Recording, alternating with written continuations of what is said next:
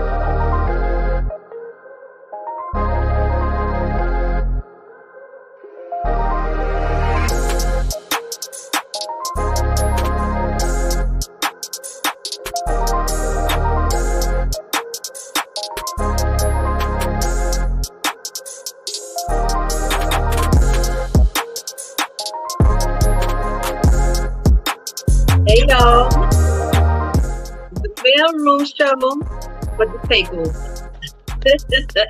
I'm Kelly, and this is my co-host Barika. We are taking over the mailroom for today. Okay, honey. Thank you all for tuning in. We're gonna bring in the guys. Okay, I'm having a hard time hearing you.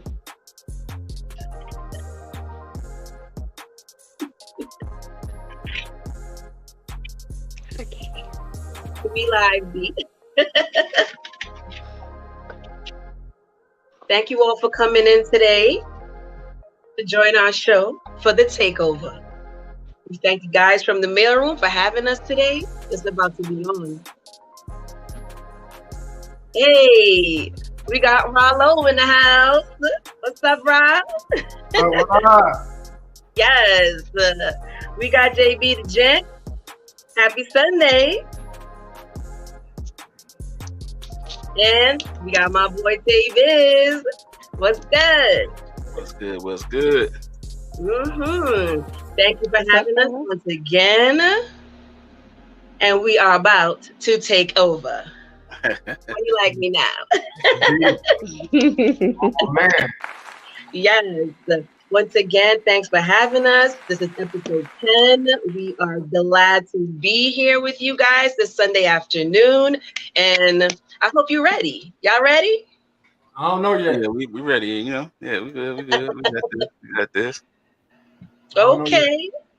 We're going to do a little roll call, but first. Wear a different hat today. I had to wear a different hat. I love it. You're representing Ra. I appreciate that. Thank you. We're going to do a little roll call in a few, but before we got to make our official toast, I'm here ready with my mango mimosa today. And my co-host, Barika, I call her Barika with my country slang, but we're going to do this toast today. So come on, B, hit them with the toast. All right, y'all. Well, I'm sipping on some Chardonnay. So happy Sunday to everyone, and welcome to the takeover.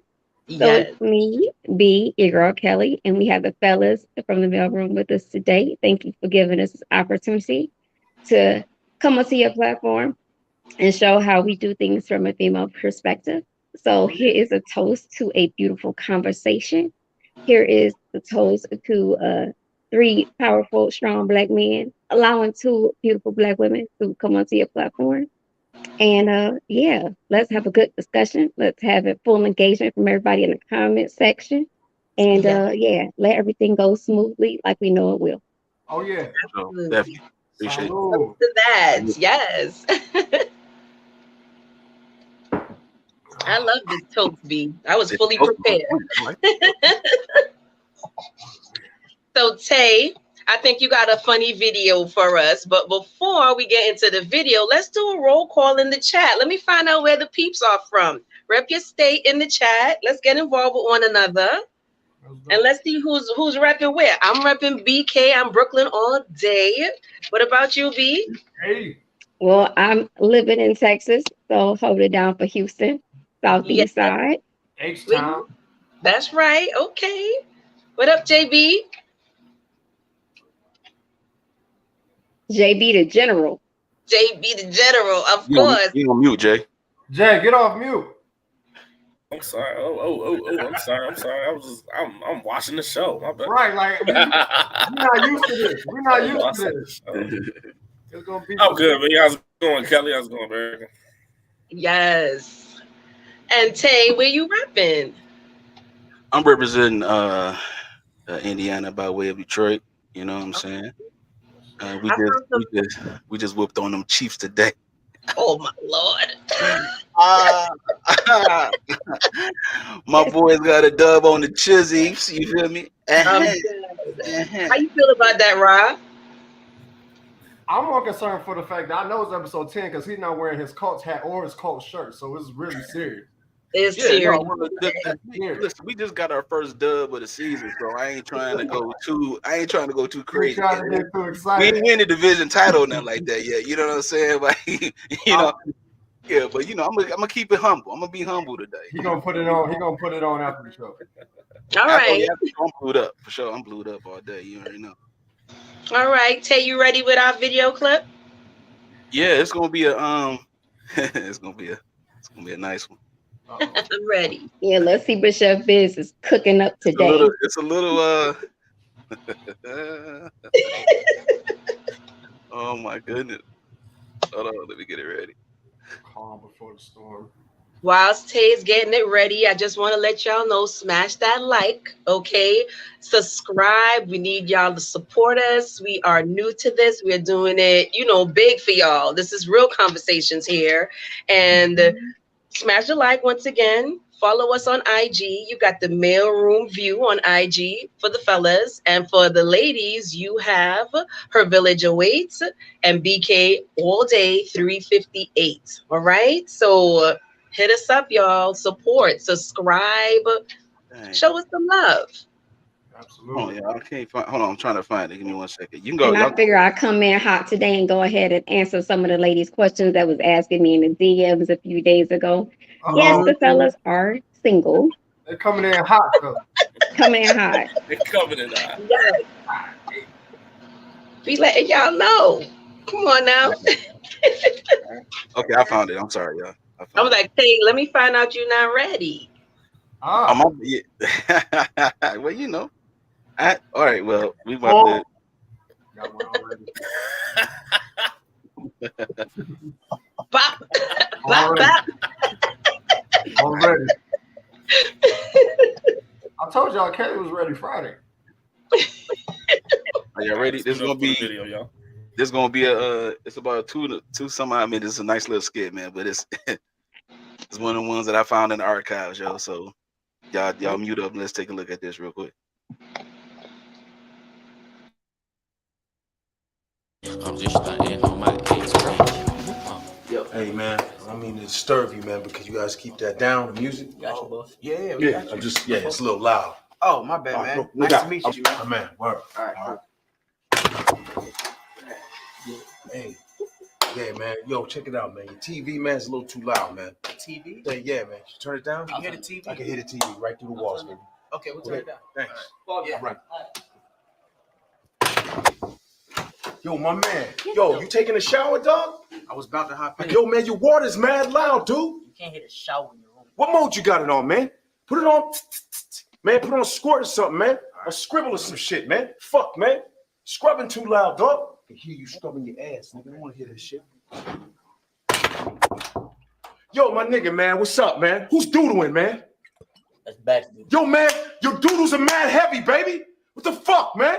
Yo, man, hit the side of the bowl and let the doodle hit the side and let it roll into the water, man. Yo, what does that even mean? Don't do a direct splash, man. The doodles are mad loud. I swear to God, B. All right, I'm gonna keep my doodles down. Put the doodle on the side and let it roll into the bowl, dog. Bash, let the doodle hit the side of the bowl and let it roll in. You got some big doodles, nigga. Doodles too loud, Bash. Me and my kid, man, we trying to sleep, man. I'm gonna turn my doodle down, chill. Loud doodle ass nigga.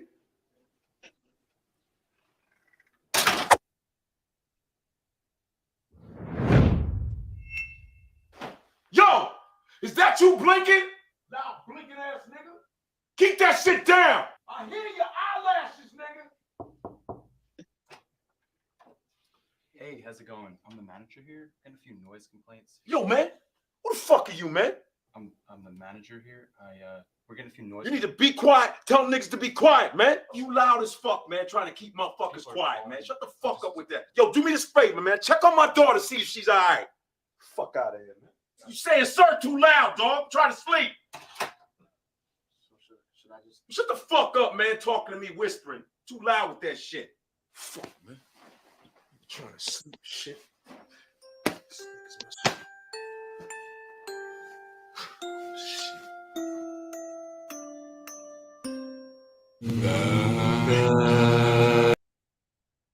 This nigga's messing.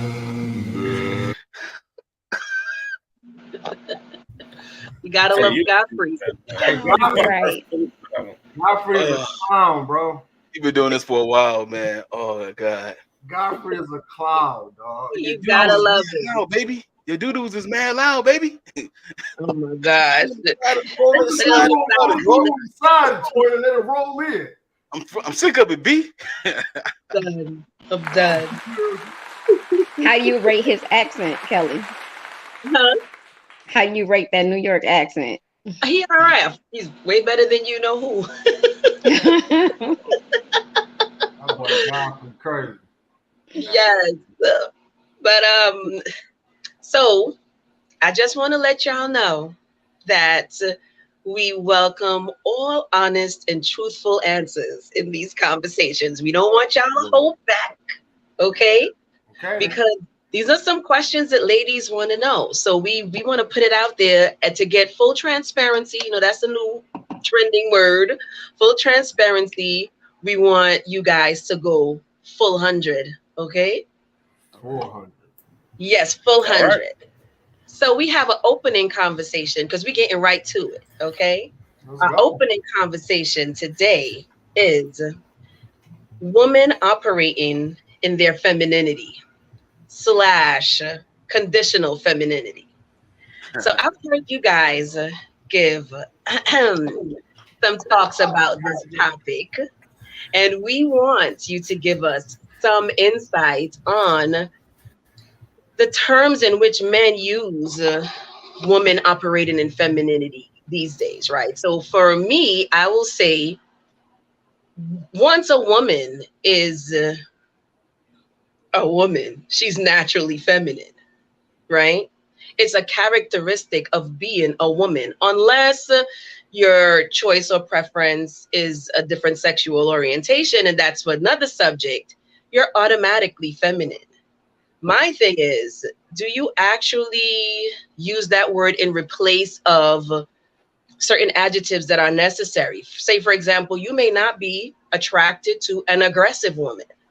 Doesn't mean she's not feminine. She's aggressive, however. And I think addressing the qualities that you don't like, as opposed to generalizing that she may not be operating in her femininity or conditional femininity, like when she chooses to, I think that addressing the actual attribute or adjective that you may not like or just is not interested in, because we all have that preference, that may actually open up conversations to deal with what's the problem at hand. Because the minute you try to tell a woman that she's not being feminine, it's to me like calling her out her name, because by nature she was designed to be feminine. It's there, it just may not have been brought to you in whatever situation that you encountered her with, right? So I want to have it in order. I want to shout it out to Tay first, then my homegirl B, then we gonna go to Ra,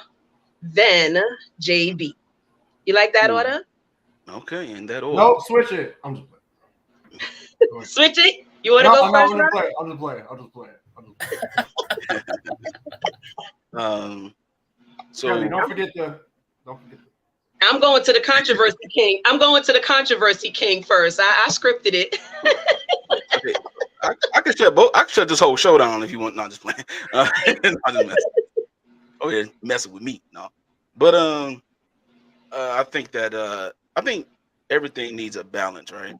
Mm-hmm. So when I hear conditional femininity, though, let me just start there. I hear two things. I hear a woman who may have to operate conditionally that way because of circumstances. Mm-hmm. And I also hear a woman operating that way because it's beneficial for her. So some women will operate in a certain level of femininity to, like they say nowadays, get the bag. And then some women operate in conditional femininity because they're a single parent mother and they don't have no help and they need to like pick it up and put it down. Because in this world, you're gonna need to have some assertiveness. And if you're a woman doing it alone, you're gonna have to kind of like you're gonna have to try to learn something that you're not really conditionally designed to do. So that right there, to me, it has a duality in that aspect. I think, for me, when I think about femininity, I think about the softer part of the man that's not in him. You know what I'm saying? I think about the politeness, the kindness, the cooperation, the agreeableness, you know what I'm saying? Things of that nature. And then of course, when you get into marriage, the submissive part of the woman, things of that nature that will allow me to lead and be the lead. You know what I'm saying? If I'm providing an atmosphere for you to operate in your femininity, I would like for you to reciprocate that for me to operate in my masculinity, which is my leadership, my confidence, my competence. So for me, it's a conditional femininity. For me, it has a different it has a certain different type of thing. Because I used to think that women was just using their femininity to get just the bag or whatever, that was it. Because for some reason some women put price tags on their femininity and on their bodies, low key, be real. So um I think that I think it's something that has to be. I think the femininity is something that needs to be more talked about in a pure form, opposed to with a hidden agenda, right? Can you Because explain what that pure form is that you're talking about? yeah, the pure form would be where you don't have to talk about men. See, what happens is a lot of times you get you see these platforms, it'd be women talking about femininity and all that kind of stuff, and then they always want to talk about a man. And that's not talking about femininity. I'm talking about in its purest form, the actual topic of femininity. What is femininity and what does it look like? How do you identify femininity? What do you look for in those things, right? And then when men have already spoken what they look for. Remind us. Remind us. What Yeah, are we men look. talking I about? said it before. We look for the softer part. We look for the agreeableness, the cooperation. We look for the respect, mainly respect, because the way women equate love, the way women feel about love, Hmm. that's how men feel about love with respect. We personify love and identify love with respect. And if I'm with a woman who does not show me that respect, then I don't feel loved. Now, see, if you're a selfish thinking woman, then you're gonna take offense to it and then talk about how a man is the problem and all that kind of stuff. Because that's what a lot of these platforms do. But if you really think about it, if you're trying to find out what men want and we're basically telling it to you, if you don't know how to operate in that, don't make it hard for the next woman who does know how to operate in that. Don't try to mess her up because you don't agree with the respect factor of men equating that with love, like how women equate romanticism with love. If he give me flowers, cards, and candy, he loves me, right? But at the same time, can tell that man, you ain't this, you ain't that. When I met you, so you gonna give me that? Now I gave you the flower cards and candy, right? But then you gonna give me the chit chit chit chit chit. So then what? Well, You know what I'm Tay, saying? let me ask you a question, Mhm. right? Uh-oh. Is it safe to say then that you don't like disrespectful women? Well, yeah, I like disrespectful people, but we talking about women, yeah. I don't Right, like all because disrespectful women, right? she could still be feminine because she is feminine by nature and design, but she can just be a disrespectful woman. Right, but that's not Or femininity though.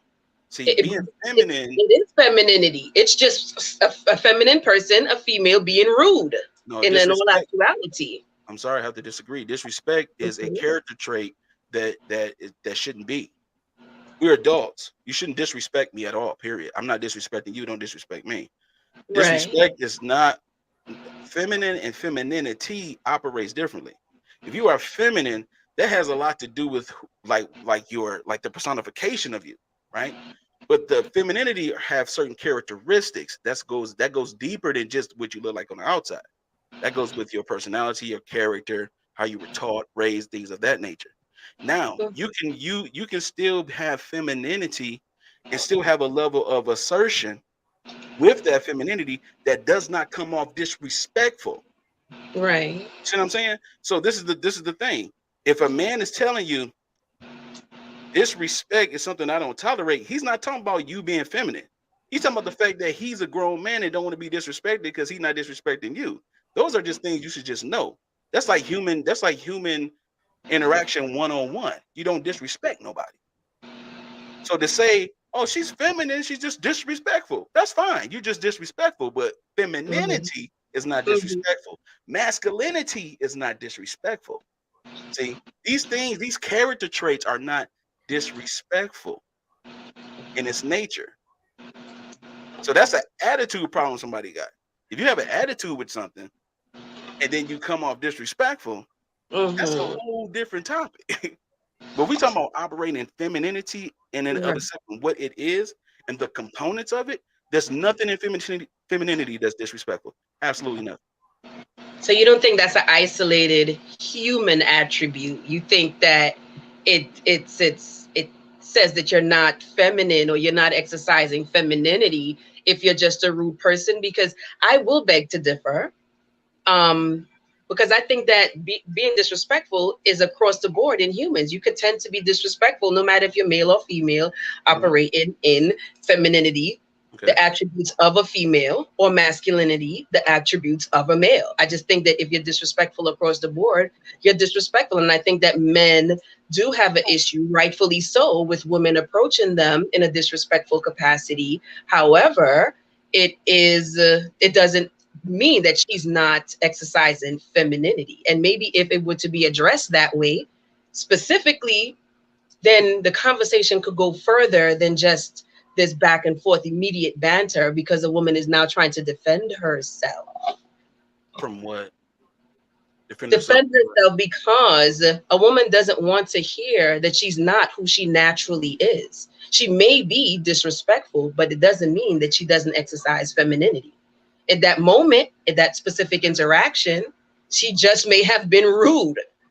Okay, so if you're rude, if you're being rude at a certain moment, and if that's the case, then we're talking about how men see this. Mhm. If I'm taking a woman out to dinner and she's rude to the waitress, Mhm. in my eyes, she's not operating femininity, because if you look at femininity for what it is and Mhm. masculinity for what it is, disrespect is not in the characteristics of either one of those attributes. So that right there to me is not a thing of femininity or whatever. Like you said, I agree with you on the point where you said it's about the fact that you're just a disrespectful person. Now, Right. that disrespectful rude woman is going to be taken home early because I had more on that date to do with her and Mhm. for her, but that's going to stop early because I don't tolerate disrespect. Men do not tolerate these things. Hold on. So at the end of the day, what I'm saying is, if you're talking about the way men look at it, Mhm. I understand the way you're looking at it, but the way a man look at it, he doesn't look at it that way. That's why that rude, disrespectful woman is going to be alone Well, because here's nobody's the going to deal with that, and that's just not about relationships. That's just period. Like that's just well, with check this friendships out. too. Before I hand it over to B, let me say this. So in that exact example that you gave, right? A man is that he takes a woman out to dinner and she's rude to the waitress. If he addresses the actual problem, like, sweetie, that was really rude, and this lady's doing her job, and he takes the lead in that situation to address the fact that she's rude, at that point, she may be able to operate in her femininity and check herself at that point to say, oh, you know what?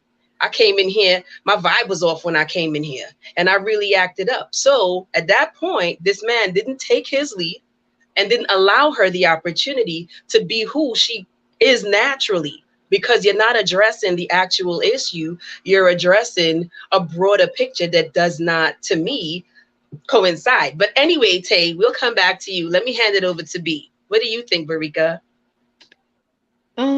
Yeah, both of you guys are making great points. I understand where you're coming from, Kelly, from a woman's perspective in totality, as far as how we look at situations. Mhm. And the goal is to uh, bring self-awareness in the hopes that that would help to change a person's demeanor, right, or behavior. So I understand completely what you're saying when you're referring to whether it's masculine or feminine. And we can use that same example on the flip side with men, right?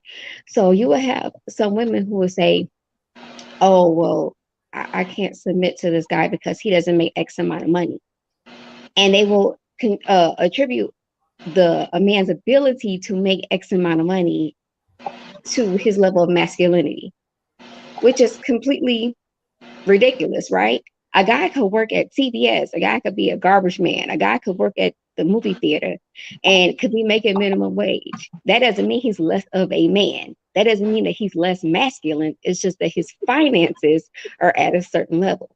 So even if that woman is in a marriage with him, he still is a man worthy of respect. It's not based upon how much money that he makes, but it's the fact that he's just a man in general, right? So it shouldn't be based upon just a person's characteristic as to whether they are truly masculine or feminine, but it's a behavioral issue. Just like a woman would say, well, I can't really follow his lead because he doesn't make X amount of dollars. But just because he doesn't make X amount of dollars doesn't mean he's not a good leader. He just may be in a position financially at the moment that could prevent him from making said money, right?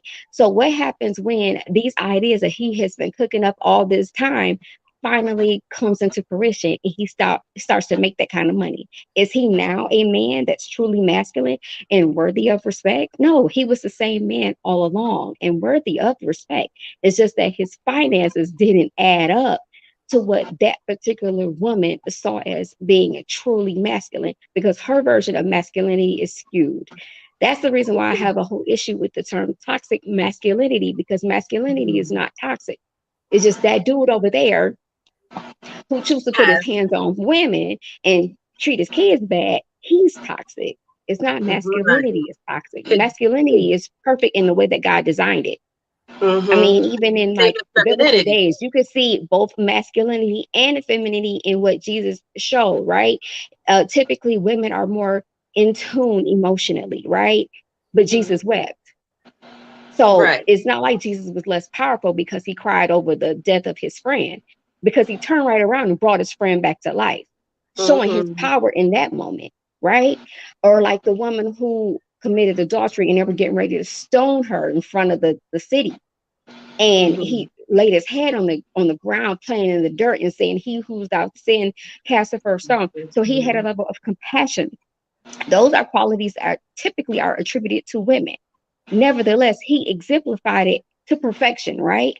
So it's okay to be a man or a woman and still show the signs from different ways, right?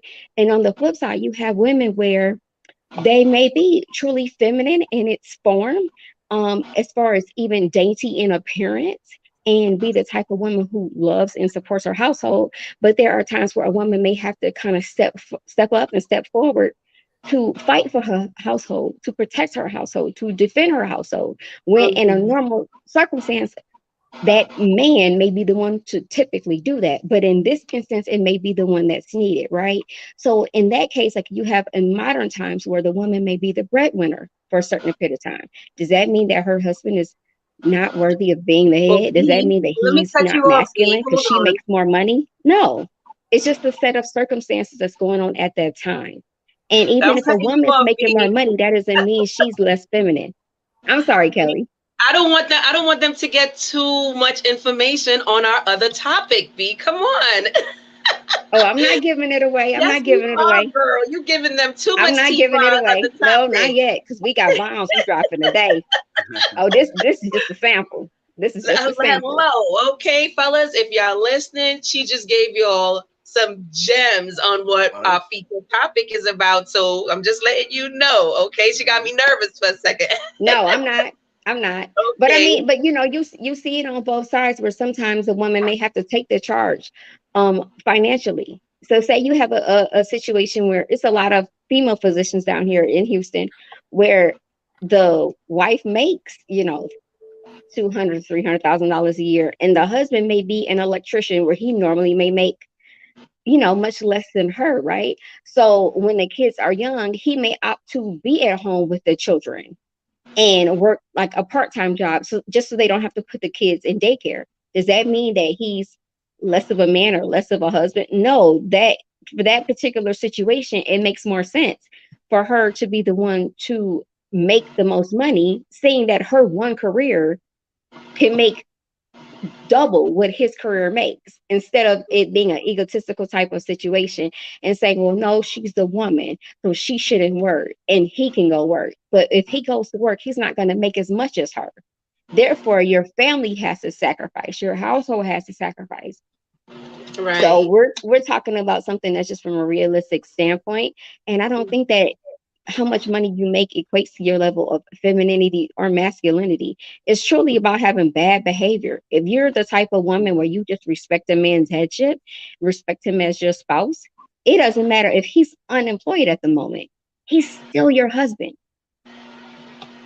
Right. Yeah. Well, the thing that to connect, I guess the two things that both you and Tay were saying is it does have a level of behavior. Behavior, the conduct of the person depicts how they're behaving in their femininity or masculinity. And I think that in order to really expound on it, you just have to be specific in the exact attitude adjustment that needs to be done, because you could have a beautiful woman and she could come from an environment where she's defensive all the time, but she's feeling your energy, she's feeling your vibe, but she's acting in a customary behavior. You could say 2 words to her and you may be able to just calm that whole situation down being specific. But JB, tell me what you think. You on mute, bro. You're on mute. Well, y'all definitely put a lot on the plate. Let me try to take it from an angle that I was paying attention to. I want to take it kind of from the philosophical point of view. Let's take it back to to just a social thing. If you feel that you're some type of person, right? There's one thing for you to feel it. It's another thing for what you output to other people. So that's, I'm thinking that topic on that level. I'm going back to what Tay's scenario was of a woman being rude at dinner to a waitress. Let's say if that was early in the stages of them getting to know each other. If that was early in the stages of getting to know each other, she is building the character to this man of who she is. And in the process of her building this character, she's telling this man that she's rude and disrespectful. Then it's going to be very difficult for that man to look into her femininity. You understand what I'm saying? It's going to be kind of hard to do that because you're introducing something that's not part of your character fully, but that's the first couple of things I see in the process of building your character. So say, for instance, the time lapses change. Say, for instance, that, them two knew each other for a long time and she developed the feminine character and he knows that she operates majorly in, or the majority of the time, in her femininity. At this time, if a scenario happened like that, if she's rude or disrespectful, then that's when the thoughts you said, Kelly, come into play, that he can say a few words and a couple of things that might adjust that, because he already knows the background of what she actually is composed of, which she operates regularly in her femininity. What I'm gonna back him on saying is that I can't figure that out if you're putting a different character on the table than what you choose to identify yourself of. If I say I'm a nice guy and I don't show you that, how can I demand the respect of being a nice guy? I can't be something I'm not if I'm not contributing that on the table. That's just from a philosophical point of view. If you're thinking of it that way, I can see both sides of it. But if you're talking from a man who's noticing, that's going to be very hard to do. I wouldn't per se snatch the whole identity of femininity from her and say she's not being feminine. I wouldn't do that. But it's hard to notice that even if she is, based on the characteristics she's giving me, I don't say that. I agree. I do agree, and I think that Tay's example was perfect because it lends to so much different areas that we could touch into. So like what you just said makes sense to me in regards to, if I just meet this woman and she's behaving in this capacity, it's a totally different thing than if you know the qualities of the woman to be able to say, well, let me check her, because this is not who she normally is. She doesn't behave like this, but today she's being rude to this waitress. So I'm be like, sweetie, you being rude. However, I do think that normalizing, addressing bad behavior immediately can sometimes bring immediate resolve, as opposed to saying, yo, we leaving early and everything I had planned for you is done because I didn't even get an opportunity to correct myself. I could have just hit my toe underneath the thing and snapped at her. Let's just say, for example, and you check me, be like, you know what, Tay? I'm sorry, sweetie. Give me 2 seconds. But see, I'm gonna say something real quick about that. See, in doing that, now what you're asking me to do is reconfigure myself. And Jay made a perfect example. If I'm getting to know you, and being rude, then how am I supposed to check you on something like that if I'm getting to know you, right?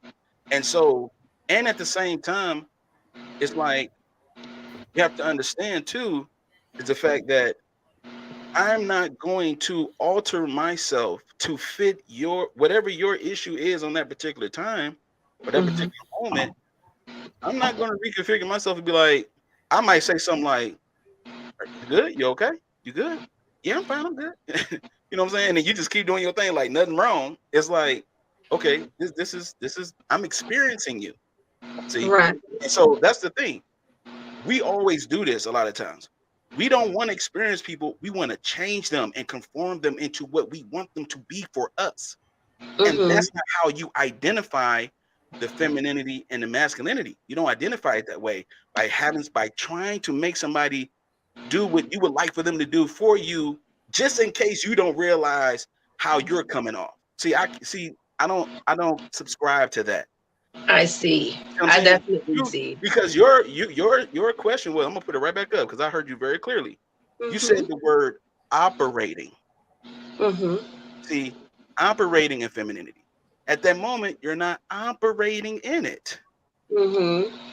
If I'm doing something and I'm not operating in my masculinity, then that means that I have to deal with that part of me. Even if I'm like America said about, it's not like this man is putting hands and putting foots in you, right? You know what I'm saying?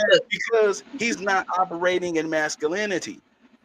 Right. You know, he's operating in more manipulation, control, and things of that nature. The negative aspect of his behavior is what he's operating in. But if you're really trying to connect with someone, we have to have a standard somewhere. And if my standard is, okay, I like a woman who is not rude, especially to strangers, like a waitress or a cab driver, Uber driver, or whatever, because I've been a not Uber, but cab driver before, and people will be rude all the time.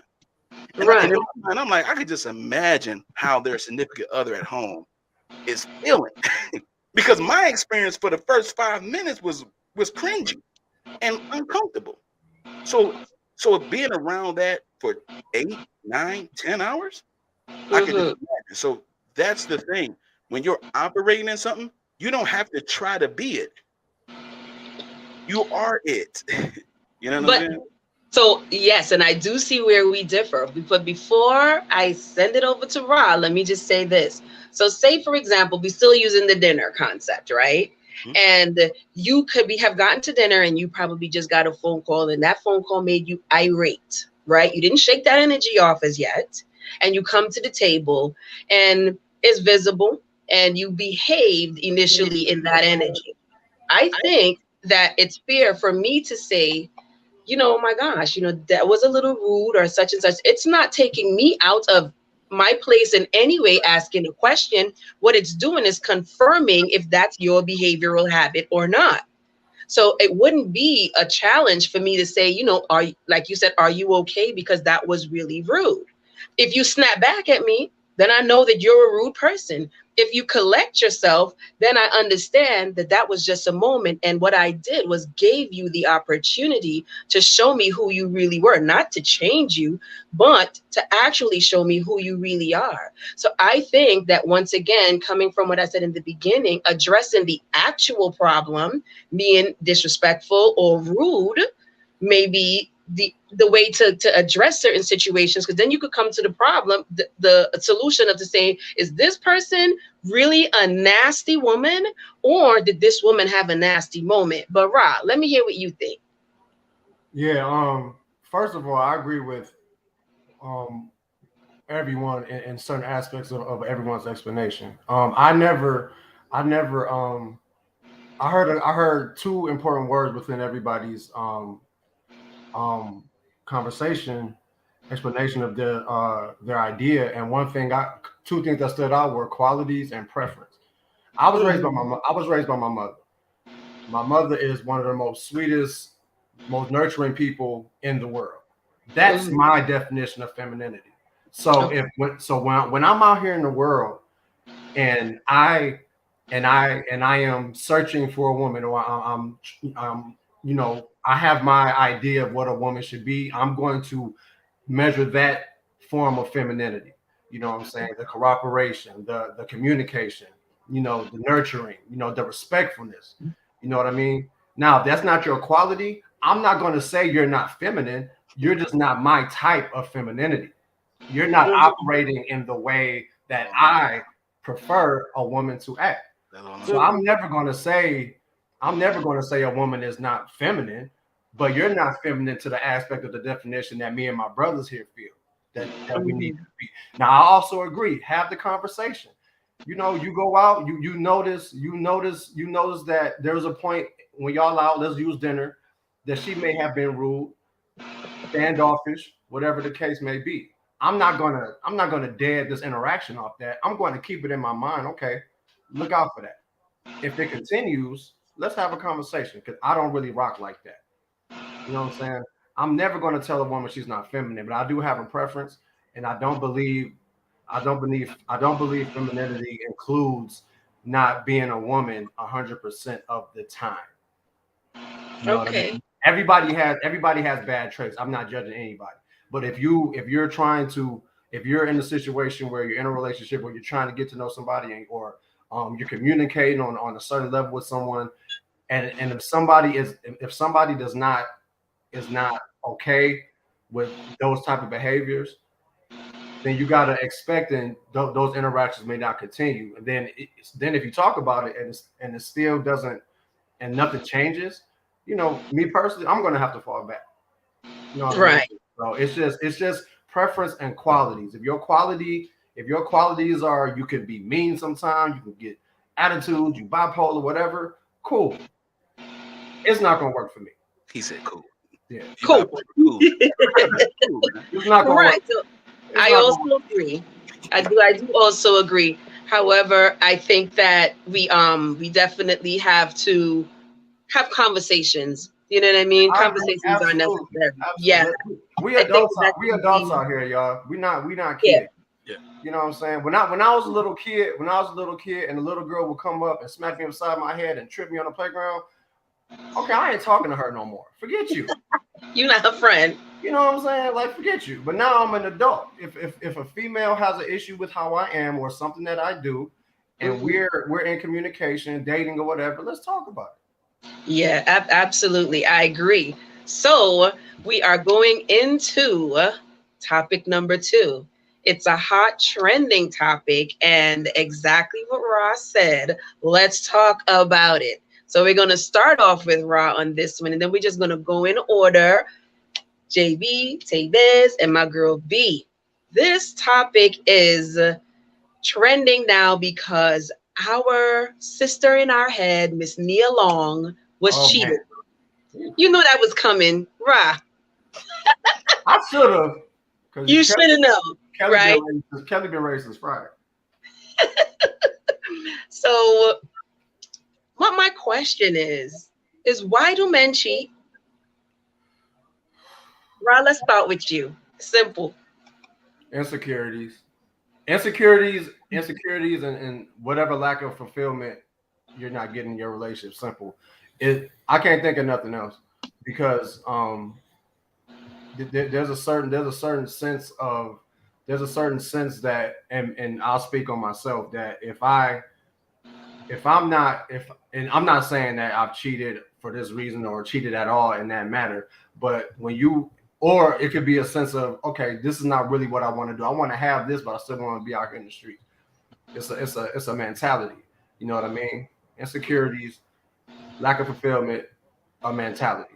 You know what I mean? And you gotta live with that. You know what I'm saying? So I think men do it just based off that. We're not fulfilled. We need more, or we're just insecure in our relationship. We're not getting something that's making us feel like we're less than who we are. So I like what you just said. And to me, it's either or, right? You're either unfulfilled, and that directly leads to you stepping out of the relationship, or the insecurities will never allow you to be satisfied in the relationship. So you go out Absolutely. there to fuel the things. Do I get what you're saying? Yeah, absolutely. Absolutely. All right. JB, the gent. Let me hear how you gonna put this together. Oh, come on now. It's immaturity for me. That's all I'm saying. All right. We just gonna go ahead and call a spade, man. Immaturity. I'll say everything. I agree with Rob though. But in a capsule, immaturity. Yeah. I I said agree. before in previous podcasts that marriages are underrated and relationships are overrated. And I definitely believe that. It's because of the way that society actually made it, and the way that people look into relationships. They coming in with an immature point of view. They are all about themselves. They don't have communication values. They just it causes the overrating of the dating relationship and the underrating of marriages. You know what I'm saying? Because of that, you just being immature. It is clearly an easy option to get out of a situation that you're in, especially in the country that we live in. You know what I'm saying? Yeah. Even if it was on a legality point of view, it's a real easy way to do so. Your fault, your failure and attempt to do so, and just try to have your cake and eat it too, is showing the immaturity and the person that you are. That's all it is. And even if you're not even married, it's even easier than that. You know what I'm saying? If I don't have no document saying I have to do whatever for you, I could just walk off. I could just say it ain't working. I just go ahead and leave. So, I mean, what makes it so difficult to go ahead and to just walk away from something you not liking and go to something that you might like? If you in that headspace, just be that. People don't want to be characterized as an a-hole, but if you are, just go ahead and be one. I mean, it is what it is. I don't understand, but it's just immaturity. That's all it is. You're immature. Like why don't we leave? Like why don't we leave? Why doesn't anybody leave? Right. I want to know that. That was going to be one of my questions. Why not just leave? And it's because I think that falls underneath one of the things that you said, which is insecurity. You don't want to leave because you don't want to deal with any adverse effects. You probably don't want to be alone. Circumstances. You could be a hobo friend, whatever the case may be. Right. The insecurity. So, okay, hold on. We got unfulfillment, insecurities, and immaturity. So we got three things, the reasons why men cheat. Yep. Let me hear what you got to say. Talk to him, Busy. That boy, look, y'all see that smile? Yo, youthful lust and fleshly desires cause us to cheat. Same reasons why women cheat too. You want to play this little adventurous, thrilling game, and it's good for the moment because you ain't got caught yet. And as soon as you get caught, now you want to get serious and you want to be humble and you want to use God and you want to use the scripture and be spiritual and have the Holy Ghost and everything. Once you get caught being immature, youthful lust, I mean, for real, at the end of the day. And the example you just gave is a perfect example. You got this man. He's been with this woman for 10 years, over 10 years. They got a child together. They never got married. They got engaged in 2015. They never been married. That's on both sides. They never got married. And there's no reason why not to. And then he's in an organization where he can do whatever they want to do. It's just like working in the plant. You got the work wives and the work husbands and all that. But see, people play with these words and these concepts. Then they get real. And then they like, oh my God, he's a cheater. Like, okay, what'd you expect? If you put a kid inside of a play in a room full of toys, he gonna play with one of them. What? Yeah, you throwing me off. I'm not getting what you saying, boo. What you mean, boo? If you put JB said immaturity, unfulfilled is what Rob said, right? Yeah. And insecurity. So what's your? Because I want you to go out in the world of candy. I want you to see the 10s, the 20s. I want you to see all of it, but you're not supposed to be able to touch it just because it's out there. So I don't get where the kid in the candy store come from. But when you operate in that immaturity and that youthful lust, you start Oh, touching okay. stuff, you know. So youthful lust, youthful Yeah. lust. You're not mature yet to understand that you could look but don't touch. Yeah, if you put a man child in a room full of women, and he look at them like little toys, then all of a sudden, there it is. Yeah, I like Okay, whoever lust. Let me write these down. Ladies, are y'all getting this in the chat? Hold on, let's go again. We have insecurities. I'm taking notes here. Who Shinsi one? I appreciate you. That's lack of self-control. All of that. Okay, so we have youthful lust, lack of self-control. We putting that there. Yep. I'm taking notes, ladies. We're gonna talk about this after. Lack of self-control. It's really cooking up something in her brain, dog. This is hello. Immaturity. Okay. I'm seeing this. It's not good. Immaturity and being in an unfulfilled relationship. Youthful lust is something that we don't talk about. Okay, we're gonna talk. We're gonna deal with youthful lust, lack of control, because when you're immature, you don't have self-control. So you're not able to go into the candy store and appreciate what you see without taking it any steps further. Like, I don't mind if my guy appreciates beauty, but to translate it and take it into another form of lusting over this woman, that's where the immaturity comes in, right? And the lack of self-control. Because if you're a beautiful person, period, everybody who has eyes is going to notice this thing. But where you take it from there is a matter of maturity versus immaturity / youthful lust. Right, Tay? Am I getting it right? Pull. She did it.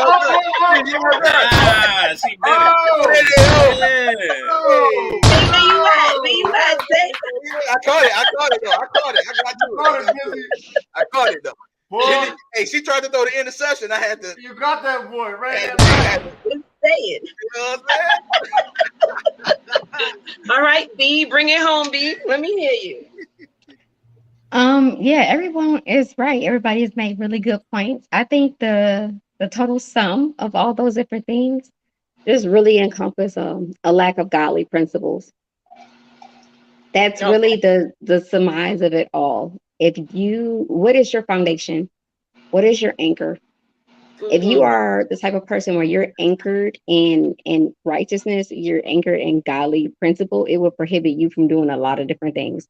Not saying that you won't make mistakes, but you won't be engrossed in those type of mistakes just because of where your foundation lies.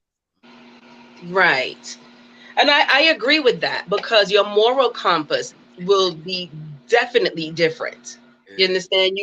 You're definitely going to look at things differently. So within that spiritual godly alignment, it's going to prevent you from making certain decisions because of that spiritual and godly compass. You know what I mean? So I do agree with it. I'm loving it. We're going to put that down, because now we have a diagram for why men cheat. It's a lack of godly principle. I know you also touched on how people stay, and I think part of the reason why women may stay, other than there may be some financial reasons as to why they're not able to leave in situations like that, but a lot of it may pertain to sometimes women really fool themselves into thinking he doesn't know any better. Like he made a mistake, when men are fully aware, not stupid, very conscious of the decisions that they make, not just flying off on the cuff when it comes to how they live life. I mean, I see how my husband operates, and often before he presents an idea to me about a business or something else that he wants us to do as a collective, he's already thought it out and through, like for 2 weeks before he even mentions it to me.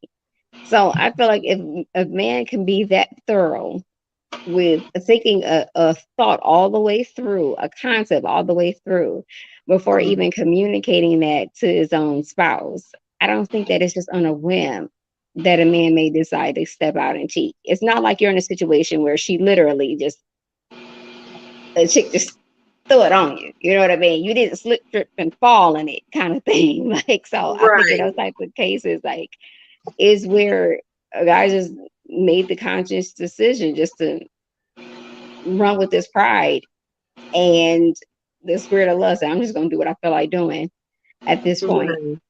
instead of just Well, really thinking it truly through, or not thinking it truly through, and just acting out on a whim. I don't think that that's the case. I think the same thing for women as well. okay, and Well, I I fully imagine it's agree. the same case with women. Like it sounds like, yeah, it can go across the board for real. Right. So here's my thing.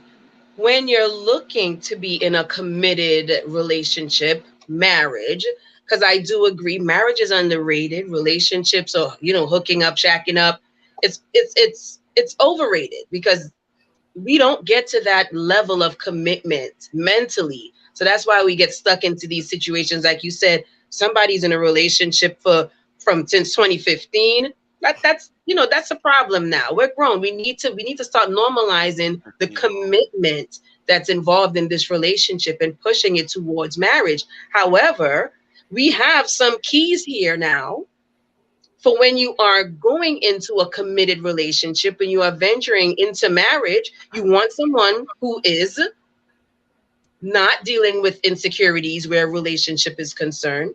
You're not immature in regards to relationships, right?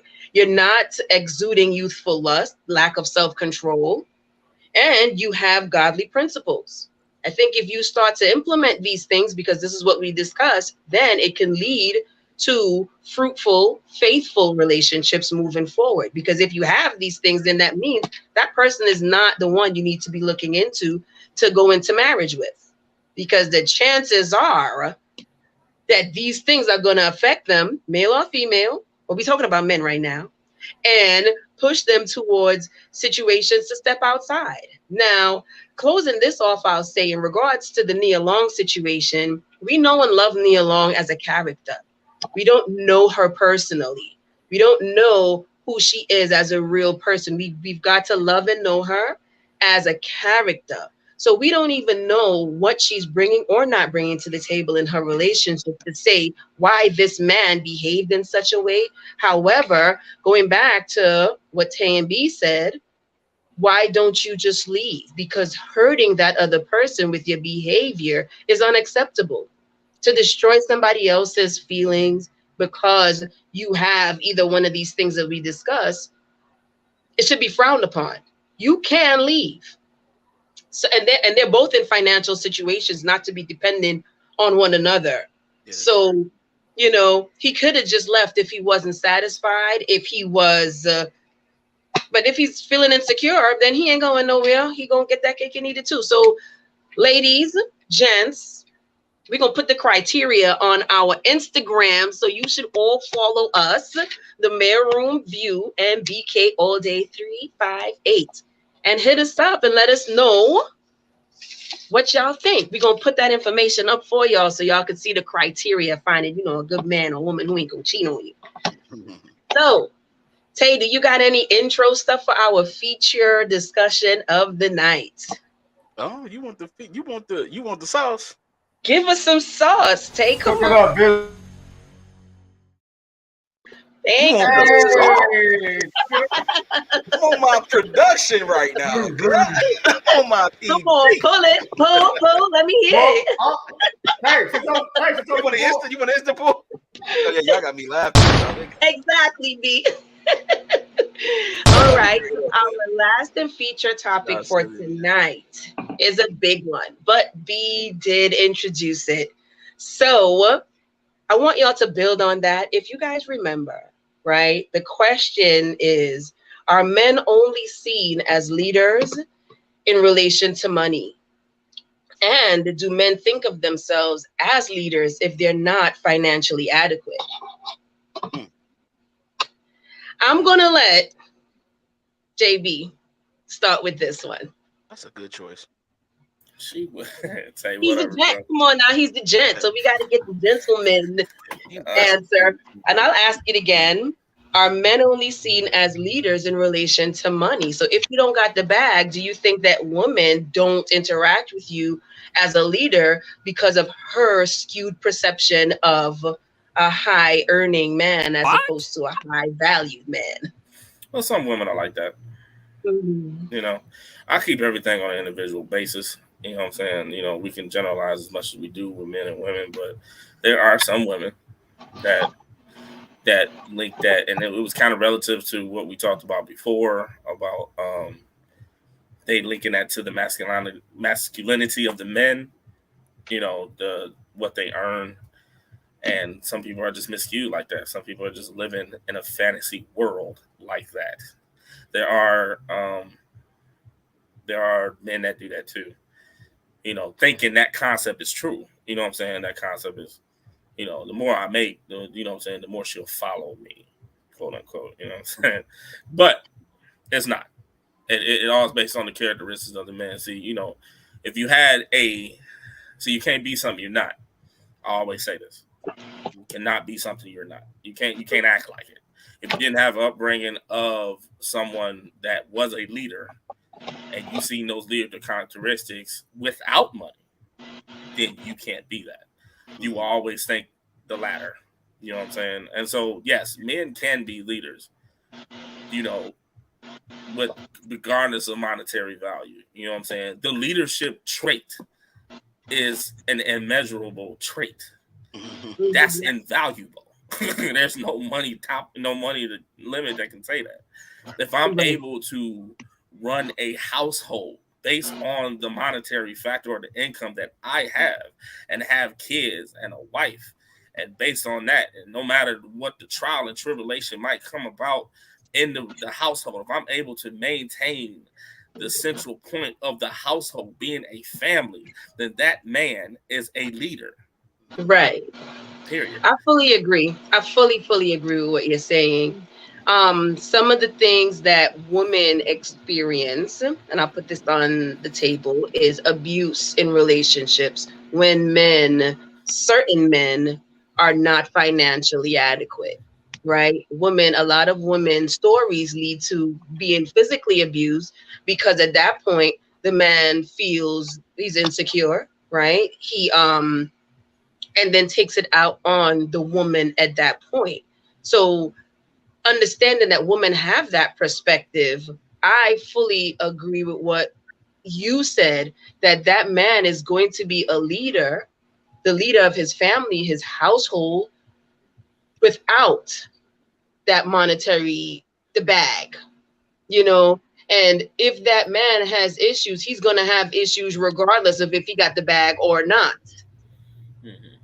Kind of, that's what you're saying, that he's going to be Definitely and show so. up. I mean, even in a corporate standard, you know what I'm saying? Even in a corporate standard, a leader to a group will go ahead and, you know what I'm saying, distribute the assignments accordingly to what the people are able to do. He will take on the recompense of what happens according to what the operations is. He will go ahead and make sure that whoever's following him are, you know what I'm saying, beneficial to the goal at hand. He will go ahead and go through the issues during trying to make the goal possible and take them on with them. That's a leader. Right. You can have all of that without having that bag, quote unquote. The woman can have the bag, but still see the leader in the guy. That's right. possible. I agree with that because a leader is a leader regardless of the bag, regardless of the money that he's holding, right? And one of the things I want to put out there on both platforms is that we need to start normalizing the characteristics of a leader void of money, because that's one of the conversations B and I have on a continuous basis, in even understanding the terminology of this high valued man that became so popular, when in essence they were talking about a high earning man, and that man was the man who they gave the credit to. So a lot of females now are associating a good man by the bag. But Tay, what you say? Why are you going to me? I should have been Why last. not? You want to go last? No, well, first of all, JB led us to this great answer, so thank you, my guy. or Oh, that no. answer was polished very well. I totally agree with that. You know what I'm saying? And there's a for some reason there's an understanding gap that has taken over because there's so many misconceptions of this particular terminology of high value versus high earning and all this kind of stuff. And it's a whole bunch of nuances and details to it that, to be honest with you, I don't care about. So what I'm trying to do is when I wake up in the morning and I start my day, I'm trying to make sure that I fulfill the things that I need to do for my day. So that way that my household is cool and my mom's is straight, because I take care of my mom's too and everything. We cooling, we chilling. I make sure I do that. And then at the end of the day, I'm fine. If I go to bed and I'm at peace with God with whatever I did that day, I'm good. Okay. My value is not based on my money. Because even when I didn't have any money, I still had some value. You know what I'm saying? When I was homeless, I still had value. And I did not act like I didn't have value when I was homeless. My God know my story. I didn't mope around too much. Oh, I was going through it every day, mentally, spiritually, emotionally, all of that. But that did not make or break me, because I kept working, I kept going, I kept fighting. You know what I'm saying? Because I know that those things are more valuable than my situation. Right. And what we have to stop doing is we have to stop putting price tags on ourselves, equating it to money, and then when somebody objectify us, we want to be a victim. That goes for men and women. Right. Men be like, oh man, she just used me. Yeah, because all you did was flash your money, because that's all you got. You don't got nothing else. You don't have no personality, you're not funny, and you don't have no character. No All substance. you're doing is taking the thing that the thing that she value about you, she just taking that and fulfilling herself with that. And meanwhile, you like, man, she just using me. No, she not. She's responding to what you're giving out. You giving out poor, weak boy behavior, so she's going to receive that. If that's what she's about. So that's two immature people exchanging immature insecurities. Like, no, man, we talking about some grown folk stuff. I like that. You know what I'm saying? It's like I'm trying to fulfill my purpose on a daily basis. You know what I'm saying? And that can come in so many different ways. But as long as I impact somebody, as long as I'm good, as long as I'm able to take care of my household, I'm straight, I'm cool. Before I moved here to India, I was homeless. Now, if I would have tried to holler at a woman while I was homeless, man, ain't no woman gonna holler at me. Not in my mind. Because if you putting a price tag on what you value as far as money, and you don't value me. So I know where you at. So I ain't got to worry about nothing. But I don't value that kind of stuff, man. I agree with Jay. It's not about that. Because if all you have is money, then you don't have nothing. You have nothing. Money is going to come and go. Heaven and earth will pass away. Heaven and earth is going to pass away. All this is going to be gone. Everybody's on equal. It's so funny because everybody try like fighting for equality. Everybody equal when they die. Yeah. You know what I'm saying? It's only when you alive and you have all these rights and privileges and things, and then you want to fight for all this kind of stuff. And it's the same way with just relationship and tying into the fact that a man, you saying, hey, I'm only a man if I have this money, because his whole identity is into that. He needs an epiphany. He needs an awakening. He needs somebody to shake him up and say, hey, man, you're more valuable than just money or getting in bag or whatever the case may be. And that's a whole lifestyle and mindset that is so artificial to reality. The reality of the matter is this: everybody get a bill every 30 days, including those people on Real Housewives of Atlanta, Detroit, Chicago, Nashville, Tennessee, Florida, everybody. Every 30 days, your lights will be cut off if you don't pay them boys. So don't give me that fluff. You dig? You know what I mean? No fluff. Yeah, don't want no fluff. Don't give me no fluff. At the end of the day, we all paying bills. We all trying to maintain what we have for the comfortability of our families. All this shucking and jiving about my leadership is dependent on money and all that kind of stuff. Again, that is a characteristic. That is something that you learn how to be, or you are born into that.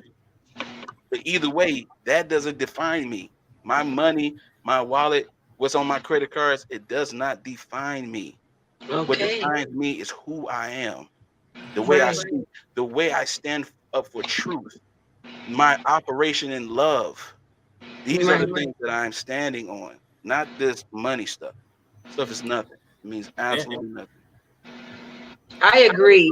You said one key word that a lot of people omit from all of these platforms that discuss relationships, and it's love, operating in love, right? You can have these relationships and you see that they're forward in regards to that high earning man and how much this man has, all of these fictitious sentiments, I'll say. And there's no mention of love in any of the relationships, not whatsoever. And when you start to incorporate that, love is the greatest gift of all, Yes. right? It is eternal, it is forever, it's the Alpha, it's the Omega, it is the essence of God Himself. So when you eliminate that from the relationship that we don't hear people talking about, it's easy to put a value on it, a monetary value, which we can't live up to, we can't sustain, because at the end of the day, it does not equate to value. It can't hold a relationship together. It can't unify us. It puts you in a position to use the person. Like you said, you want to use that person to get from one, situation to another. And you basically being a liability if you really want to look at it. If we taking about checks and balances here. Any woman who's after a man's money, that means that she's depleting his funds.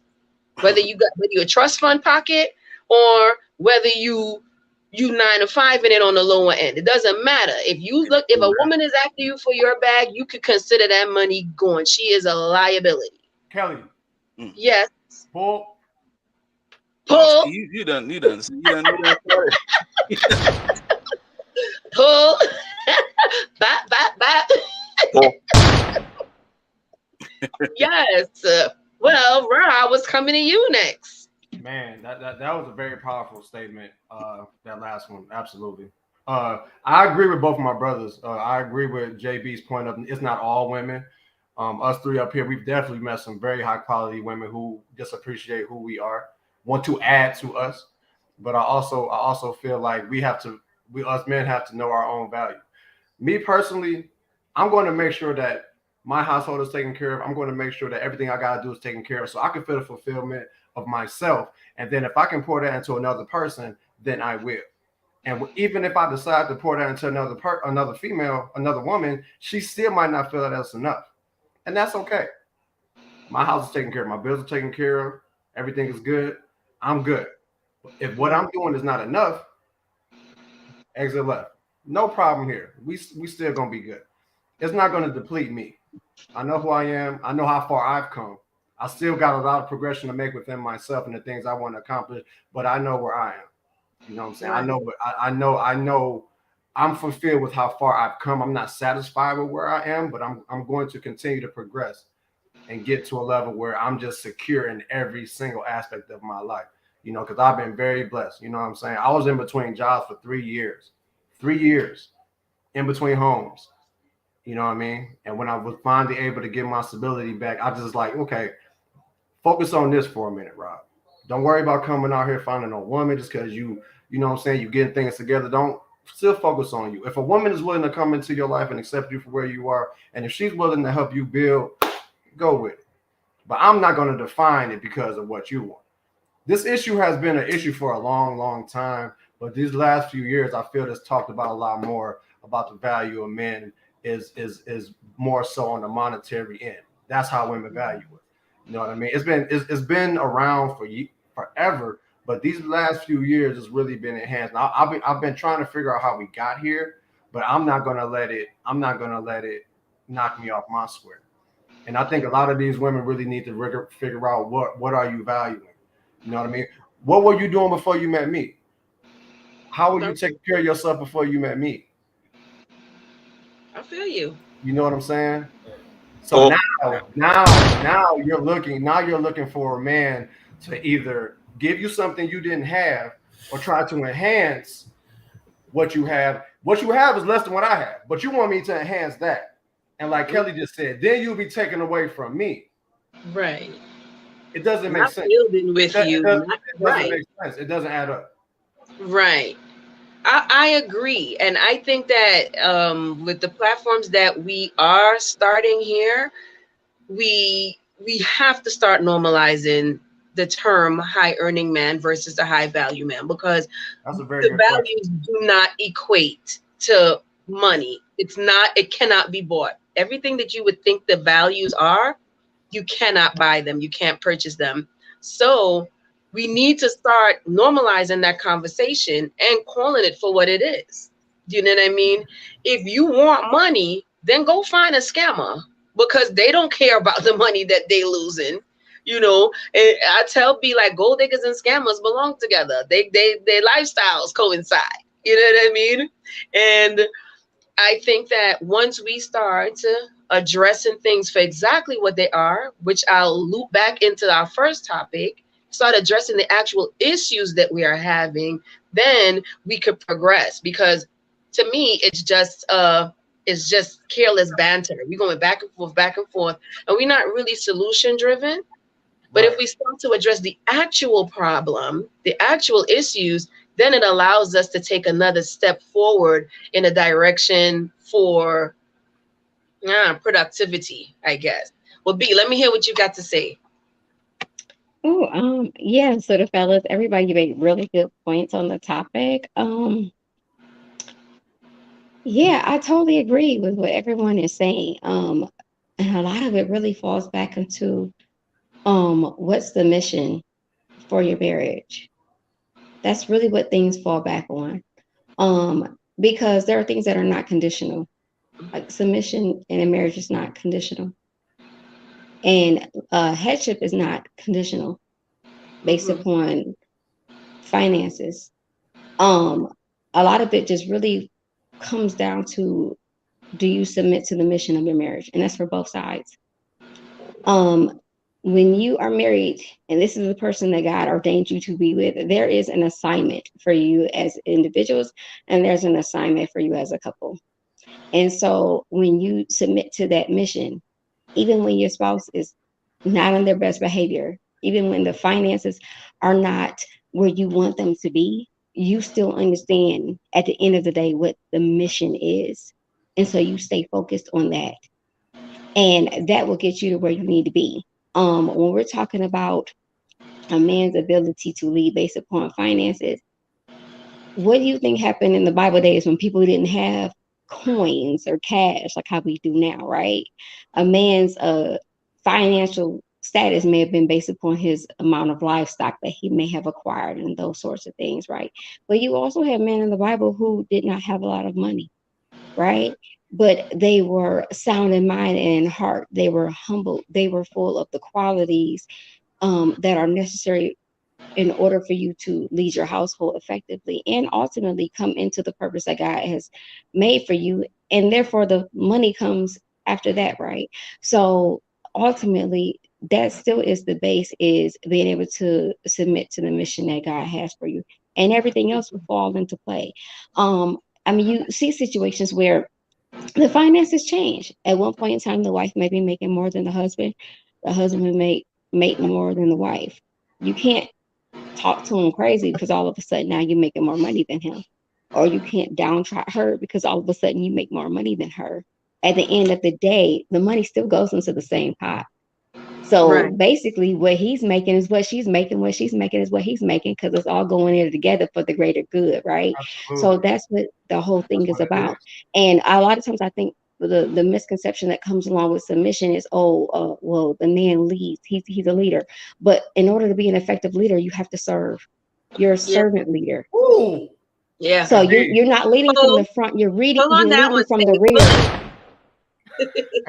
When we had wars, you think throughout history, when we had wars, you didn't have the colonel, the sergeant, the general, whoever was in charge, and I'm going to lead the battle from home, and the rest of y'all get out here on the battlefield and risk y'all life. They were standing right there in tow with their troops. And if that man lost his life, then he lost his life. That's what that was. So at the end of the day, it's not a dictatorship. Right? That's not how this works. So I think that's where that misconception comes from. And as women, our level of submission isn't based upon our husband's behavior. Because sometimes, to be honest, he may get on your nerves, but he still is your husband, right? So there's still an order of things that happen. And as women, as long as we are aligned, and where we're supposed to be with our purpose, even if the man isn't at the target of where he needs to be, you stay aligned, you stay focused, you do your part, you submit to God. God will put him to whatever position he needs to be in to switch it up. You're going to run yourself stir crazy trying to get a man to where you want him to be. Let God do the work on him, and you continue to work where you're supposed to work. And the things work out for the greater good. That's when the blessings really come in. And that's when the Bible talks about the woman being the favorite, that's what that is. That's what that is. So many of us are alive right now based upon our grandmother's prayers. Facts. Yes. Facts. Yes. We had praying grandmothers, and that's the reason why we still here, right? So there's a strength that comes in from having that woman be your covering, right? That man may be leading things from the helm, but that woman is still that covering. And so there's an amount of favor that comes along with that. So it's really just up for us as women, like as wives, to understand our goal with that and not step out of line with that, and allow God to do whatever work he needs to do. And then he will grow you as far as your finances from there. But it's not based upon what a guy makes. So it's ultimately, the ball is in our court for men and women, and to choose wisely, not choose a husband because he makes X amount of money. Because what happens when the money's gone, right? You know, what kind of caliber of man is he? What is his principles? What is his anchor? What is his character? Because if he is a man who is led by God, if he is a man who submits to the mission for their marriage, he's going to act accordingly, regardless if he got $3 million in the bank or $2 in the bank. It's going to be the same thing. So ultimately, that's really where the focus comes from. It's not based upon a man's money as to whether he knows how to lead. It's really, does he hear the voice of God and follow that mission? That makes a difference.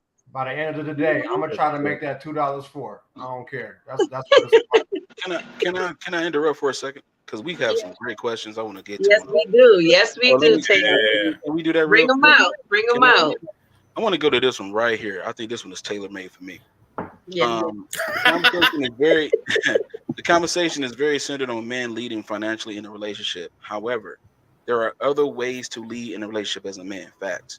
To the men, in your opinion, how should a man be leading? How should a man be leading? A man should be leading with love. Okay. Point blank, period. Love is the center of everything else. Everything else is just additives. It's just the rewards. It's like it's like even though when you're in a relationship, especially in a marriage, when love is the focal point of a marriage or a relationship or courting or whatever you're doing, dating or whatever, especially when you get to a point where you're like where you being what they call it betrothed, but it's like you're engaged, right? We have fiancés and stuff like that. That's when it gets close to the real deal, right? You've already had these talks and discussions. How a man lead is with love. He has to lead operating in love, right? Because men, I'm not talking about Ray Rays and Pookies. I'm talking about men. Men are lovers. We are lovers. Hey, look. We're not talking about Pookies and Ray Rays over here, okay? We talking about men. We talking about men that contribute to society and to their families. Society and family is society. Let's get that straight. You mean we not talking about nug? No, we ain't talking about nug. We ain't talking about men. We ain't talking about nug. We sick of these dudes. All right, we talking about men. Sick of them. We just sick of them. Sick of these dudes. These weak dudes. I'm sick of them. You're right. We talking about men who operate and do what they got to do, and they do it in a spirit of love and care for the people that they are responsible for. Because when a man is saying that he takes this woman to be his wife, he is saying that I love her and I'm responsible for her. So I will cherish that. And you protect and you love and cherish the things that you have that's in your vicinity. So love is the nucleus of everything that you benefit from and that I benefit from. It's in the center of love. So I have God's grace because he loved me. I have his mercy because he loved me. He gives me blessings because he loved me. He gives me miracles because he loved me. Because that's why. Not because I did something good, not because I fried chicken the best at the church, not because I gave a homeless man $1. It ain't got nothing to do with your works. It has everything to do with your spirit. And if you operate in a spirit that is contrary to love, then you don't know yourself, and you ain't gonna know. Of course, I know you don't know God at the end of the day, because there is a spiritual connotation to relationships as well. That's the reason why God designed us the way He designed us. Because we have to operate in our natural state. And that's the natural state of men. We lovers. We love when a man is passionate about something, you can see it. Like he love it. Like if a man, if you see a man that love cars, right? You will see the excitement. You know what I'm saying? I love football. Okay, I'm just giving you a surface level of me. I love football. When I was watching the game today, I was glued. I had cooked me a nice little breakfast, little brunch or whatever, and everything. And it was cold by halftime because I'm so into the game and I love it so much that's where my passion has my attention. Let me say that again. My passion has my attention. So because I'm passionate about it, I invest and my interest is in it. And that's the same way with a man with a woman. You know what I'm saying? If I'm passionate about the woman that I'm with, then you're gonna get my attention. Now it's up to you. Now I am also a man, so you're not going to abuse my attention so much so to the point where you use it for some other agenda. We're not talking about that, but we're talking about that reciprocated operation of leading. You know what I'm saying? Like a man should lead with love. Is love. You should, if you don't see, ladies, if you don't see any type of love in a guy, and it comes over time. If you don't see any type of love in a guy, it's like it's something to think about. I'm not gonna tell you what to do, but it's something to put a bullet point right there. Be like, hold on, because at the end of the day, and she said, "Tell for the people in the back, all the way back there." You know what I'm saying? Yeah. Because at the end of the day, it's like without his love, I ain't got nothing.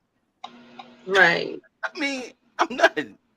You know what I'm saying? And a lot of times people be like, and if you notice this, like when people compliment you and people say nice things and they praise you and speak well of you, and as they should, you know, like when you have those things that people do, when they do that, all they doing is eulogizing the God factor in you. They're expressing it, they're praising it, they're speaking well of it. You know what I'm saying? Like, man, are you such a sweet person? Oh, you such a kind person. That's a godly trait. In you, yeah. I don't want to be like that because, like Berica said, you can get on my nerves sometimes, and I might be liable to say something. But because I don't operate in those things, I don't operate in that nature. I'm operating in a different nature. Now I can actually express myself in the nature that I know that I'm operating in. So I won't be rude to people. I won't be disrespectful. I won't be using people's loyalty against them and talking about them behind their back and doing all kind of craziness. I'm not going to do none of that because I'm operating in love. I'm not operating in what I want and in selfishness and none of that greed. I'm operating in love. And that's how men should be leading. They should be leading with love, in love. That's what's up, man. Shout out to Tay on that one, bro. Tay. Absolutely. That's what's up, man. Hey, I got a request, though. Really? I got a request, though. There was a question. How can a woman communicate and or support her man during a period of financial instability? I should take that, ladies. Somebody give me an answer on that one. It was asked, let me say something. I'll bring it from Tabe into the question, right? So to really now enunciate on how a man leads in love, love allows you to be considerate. Love allows you to be in tune. Love allows you to be sensitive. Love allows you to be strong, right? Those are the qualities that are necessary in the value and the concept of leadership in a relationship, right? Void, and we're not talking about the money, void of the money. Love allows you to be compassionate. Love allows you to endure, right? So when you're in the relationship, these are the attributes that come from love. It's not selfish, right? So when you're operating in love, you're giving, you're vulnerable. So to now expound on those things, these are the qualities that the man has that is superior to the bag. That's the things that hold value and fuel productivity, light, grace, favor in your relationship, right?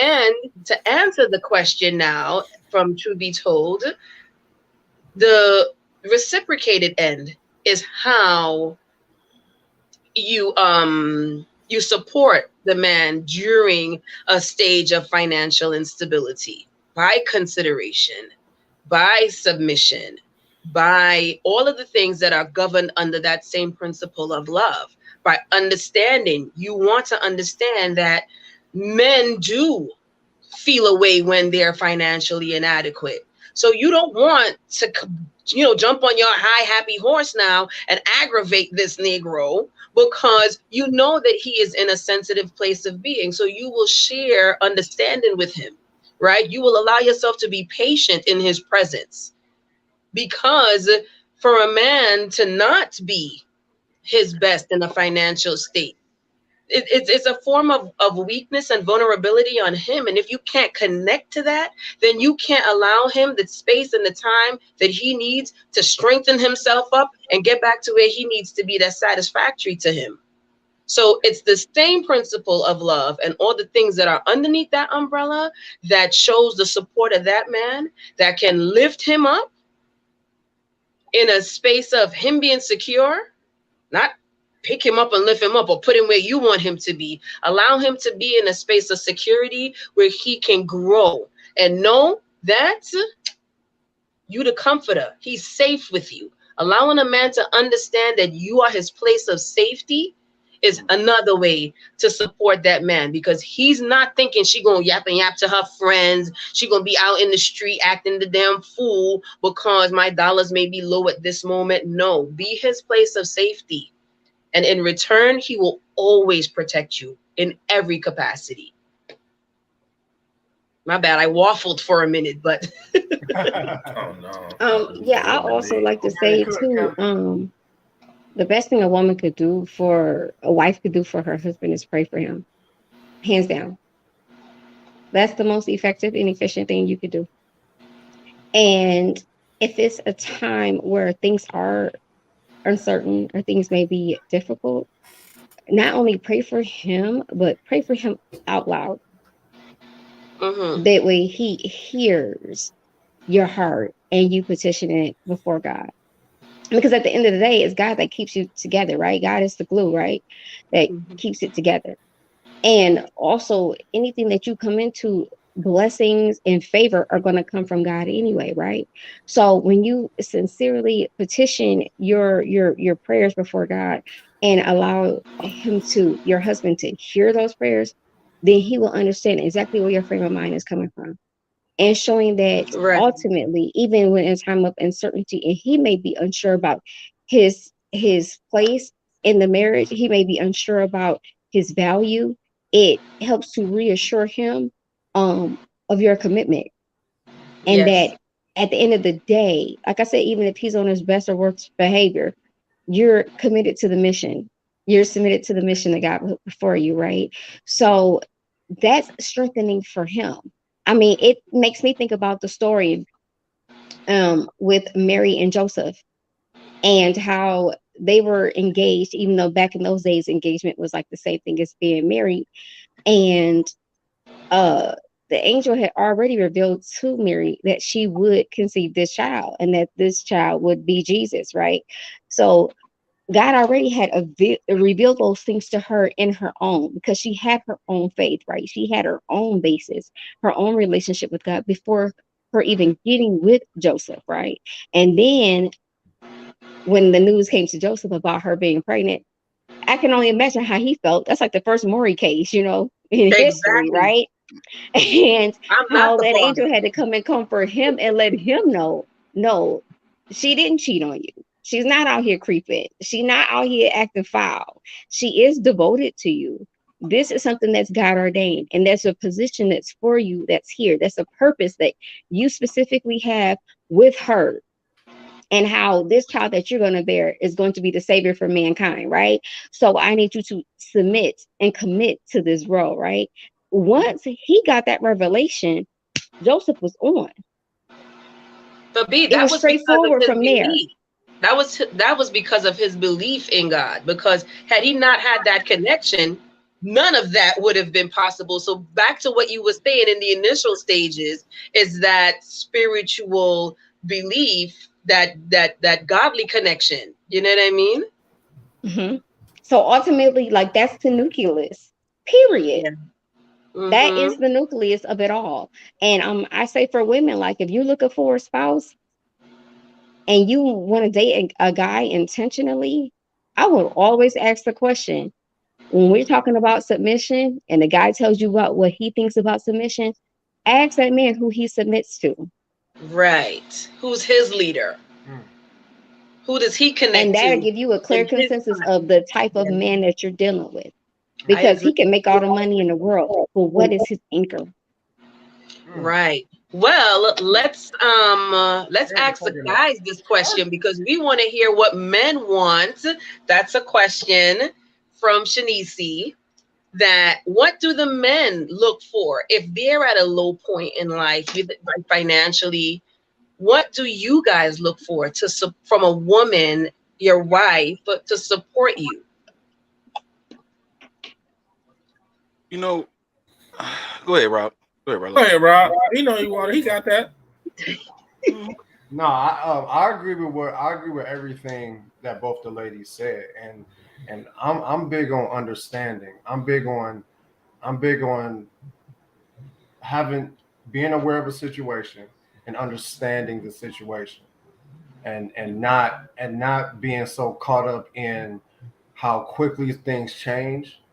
That energy could be placed towards how can we move forward to fix it, to get back where we need to be. But in order to do that, you have to understand where you are. If I fall, just understand that I've fallen. Okay. I'm gonna get up. Might take me a minute, but if you're willing to be here to help me get back up, please do. But understand that I have fallen, and I need to get up, and I need to figure out the best way to do it. I need all the energy in me. I need all the power in me to do that. And I would love for you to be here to help me for that.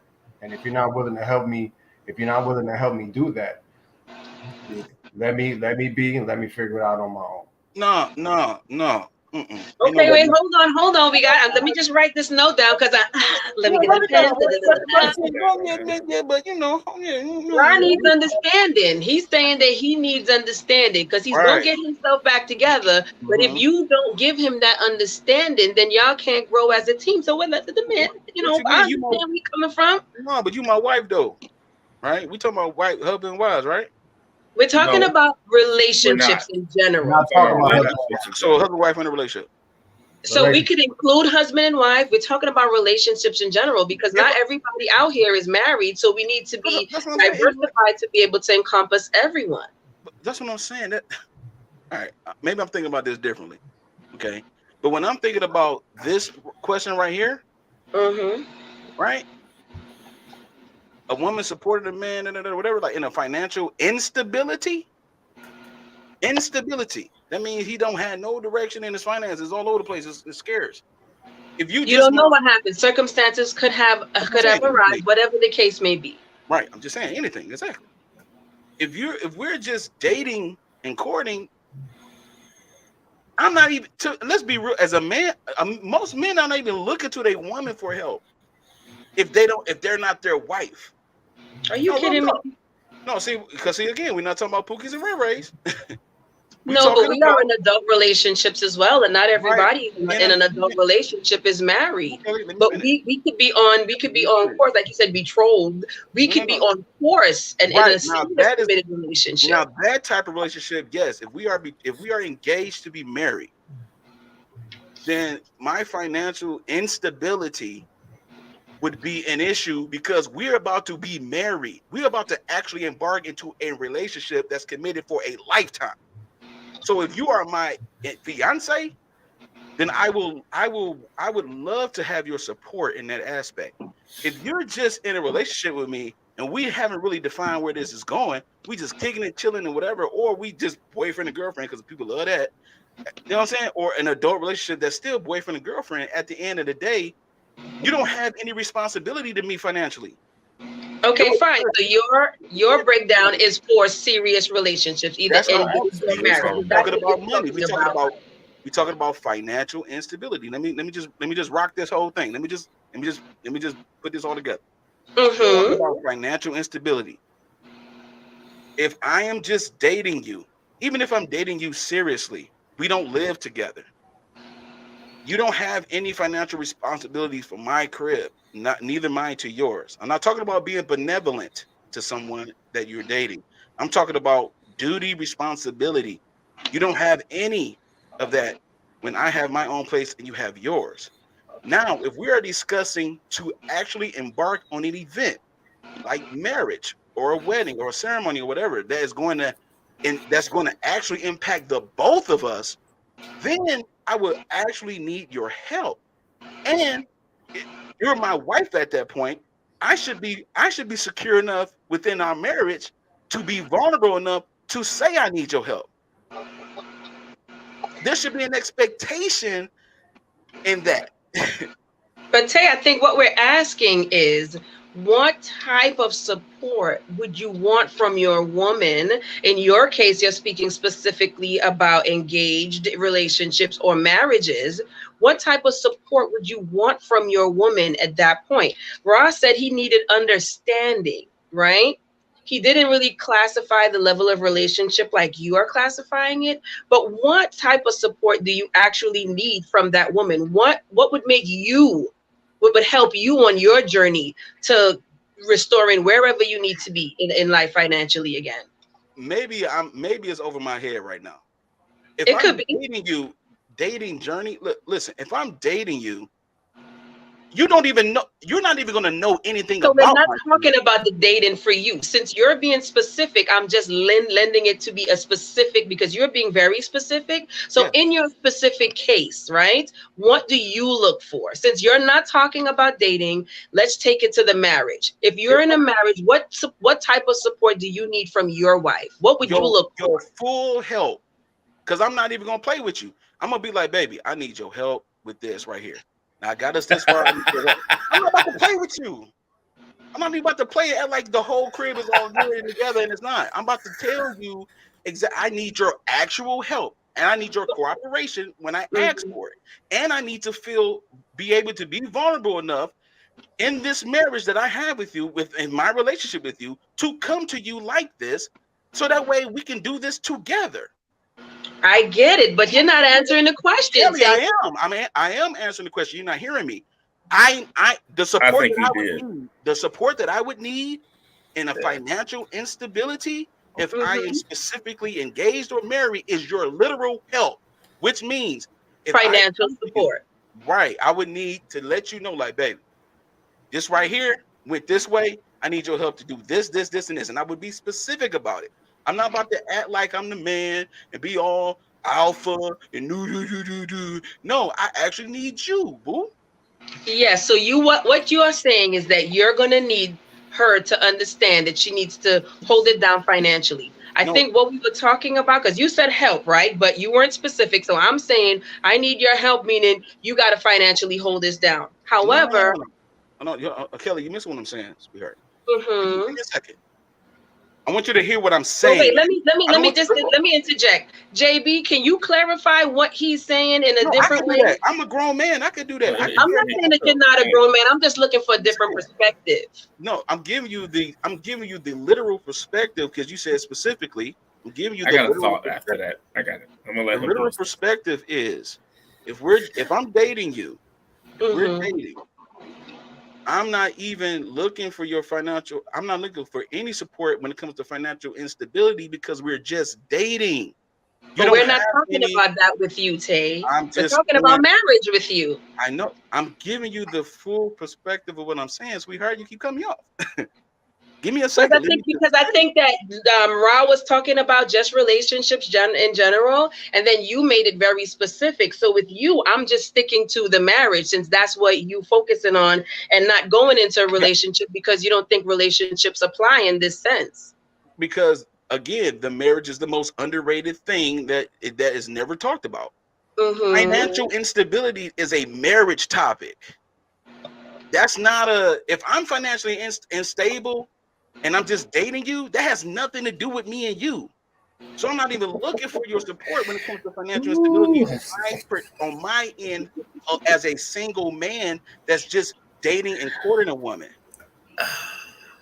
Now, if we grow into a thing where that happens, where we get into the betrothedness, then we get into being married, all this kind of stuff, then I'm going to specifically look for your help and cooperation in whatever situation that occurs.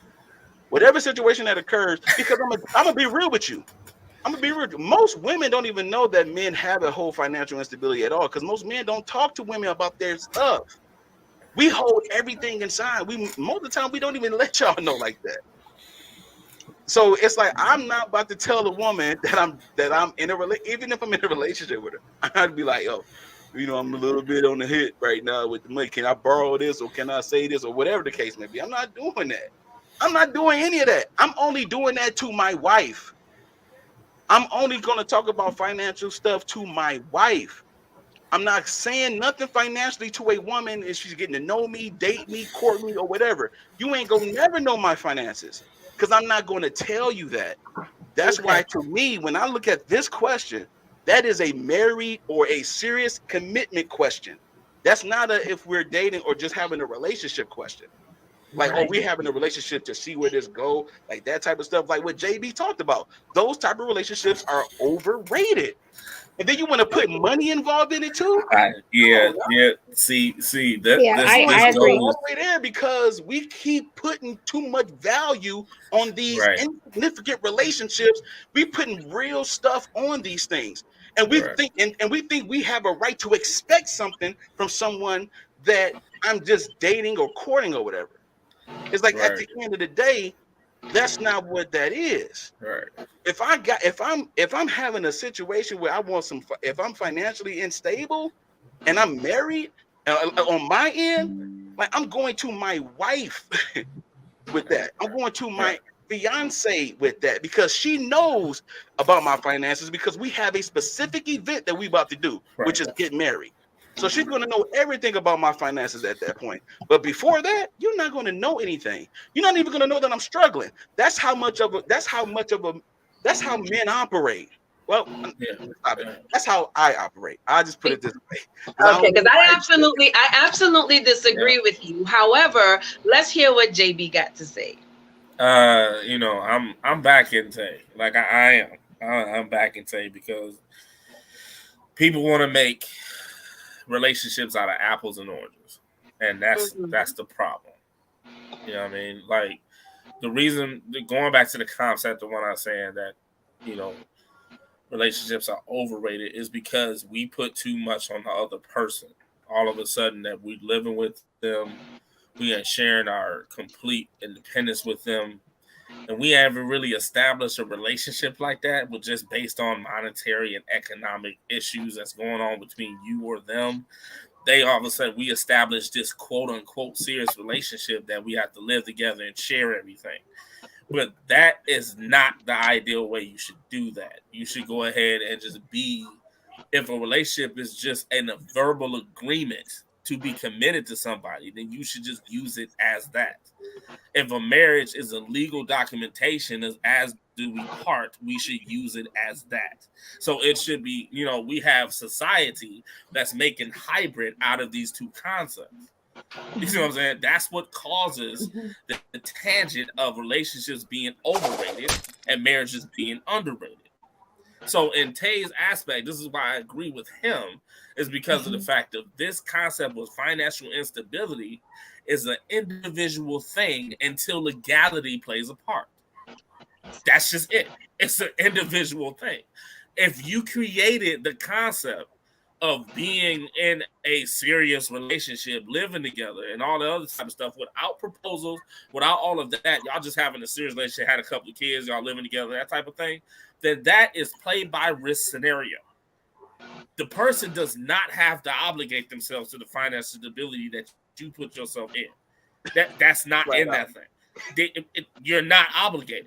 You're not. You made yourself obligated, but that's not supposed to be the case. So that's what he was making the distinction in. So I actually agree with Rob with what he said. Rob's over here. I actually agree with Rob with what he said about, just being understanding. That makes sense in the level that Tay talked about. In that level, the relationship has to be that level. Well, let me ask you this. Boy and girlfriend, then your obligation, my obligation on my finances is not to you, neither yours to me. So I'll say this, right? Once again, I disagree. However, I'm disagreeing on the concept of if I am in a relationship, right, and we are growing to certain terms, certain levels, right? Say, for example, the guy that I'm with gets laid off, right? Mm-hmm. We're dating. In his journey through reestablishing himself, you want to know that the person that you're with is understanding. So I think that the question does sit on a scale. Of course, it intensifies with the responsibility as the relationship matures into marriage. However, if you are not at that stage yet and the person visibly goes through something, or you're really connecting to them and you're on the same energy level, the same frequency, and you realize something is going on, I think consideration and understanding have to be implemented by the other party, for me, the woman, at this point, to say that I'm allowing you to go through this process. I may not know if we're dating the intricacies of what's going on with you financially. However, in support of the union that we have, even though it's in a infant stage, when you compare it to marriage, I can still be understanding. I can still be supportive. So that now when our relationship grows, me operating in my femininity can contribute to any circumstance that you're a part of, because you've already seen that I'm an understanding woman and I'm being considerate to the journey that you go through. And that's prior to even getting to the stage of marriage. So I do believe that it's a scale and it can be considered on both ends of the scenario, not only through marriage. Right. So let me back up real quick. What you're saying is that you're applying for the promotion. I'm not applying for the promotion. I'm just being who I am. I'm using this concept. I'm gonna use this concept real quick. Fill me out for a second, Kelly. Mm-hmm. You're applying for the promotion, but you don't necessarily have the job. So what you're doing is the role to let somebody see that you're doing that. That's completely fine. That's all that. The main. But that's not what I'm talking about, Jay. I understand. I just want to finish my point. Some people may use it as applying for the promotion. However, if that's my attribute as a woman, then there's no need for me to apply. That's just who I am genuinely, and I'm sharing that with the person. That person would get it regardless. So I'm not applying for any promotion. That's what he's agreeing to. I do agree with that. That's what I'm agreeing with. Right. But I'm using this example of promotion to the job like a serious relationship to a marriage. The serious relationship is not legal through the states of requirement of anybody in one of those parties to do anything legally responsible for them. You are just not. That's your quarter in that arcade game. If you understand what I'm saying. That is your risk due to reward. That was what you, based on the way you love him, the way you're into a relationship with him, that's what that is. You made a key word on that point, Kelly. You said responsibility. The responsibility of his financial instability is not yours until it's legal. But it is not. I'm not saying that it's mine. You can do whatever you want to do before that. The question was, how would you support the person? And support does not only mean financial. Right, and what I'm not saying is, by no means when I apply for a position, I'm just being who I am. And that person in service will get that treatment. If it was a friend of mine, if B came to me in a certain situation, or I saw her, she would get that same consideration. right? Yeah. So that's not me applying for any position. That's just me being that genuine person in consideration to what that person is going through. That person just happens to be intimately involved in my life at the point. But go ahead, because I see you want to say something. Knowing that we Yeah, are everybody's wrapping making it up because we're about that time. So I'm gonna let you get into your thing, and then we're gonna get into the credits, guys. okay.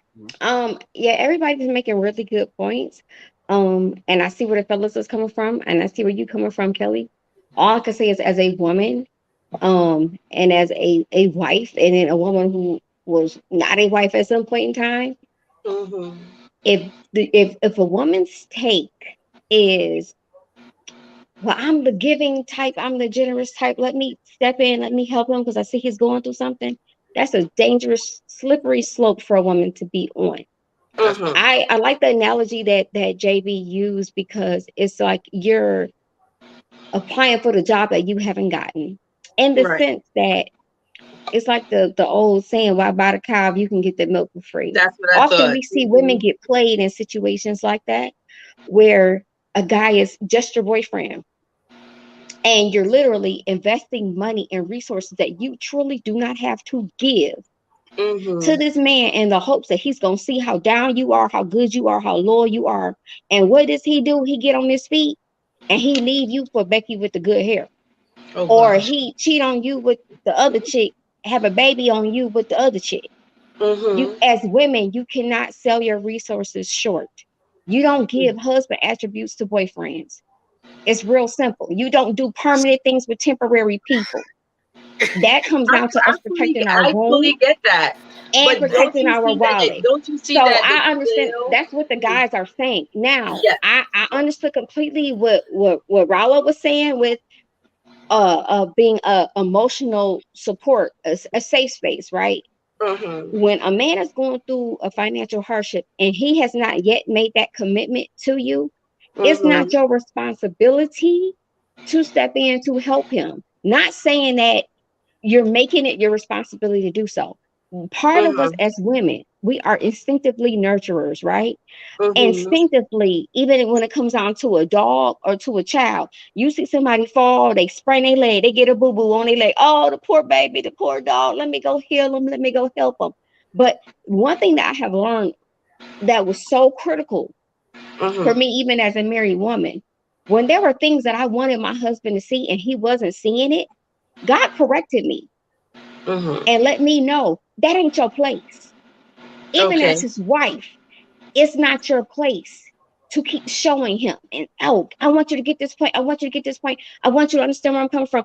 Even though in that situation you could be dead right, it is not your place. That's why it's imperative that that man have that relationship with God and let God bring him to that point. Because once he gets to that point, he's going to be 10 times the man he was before.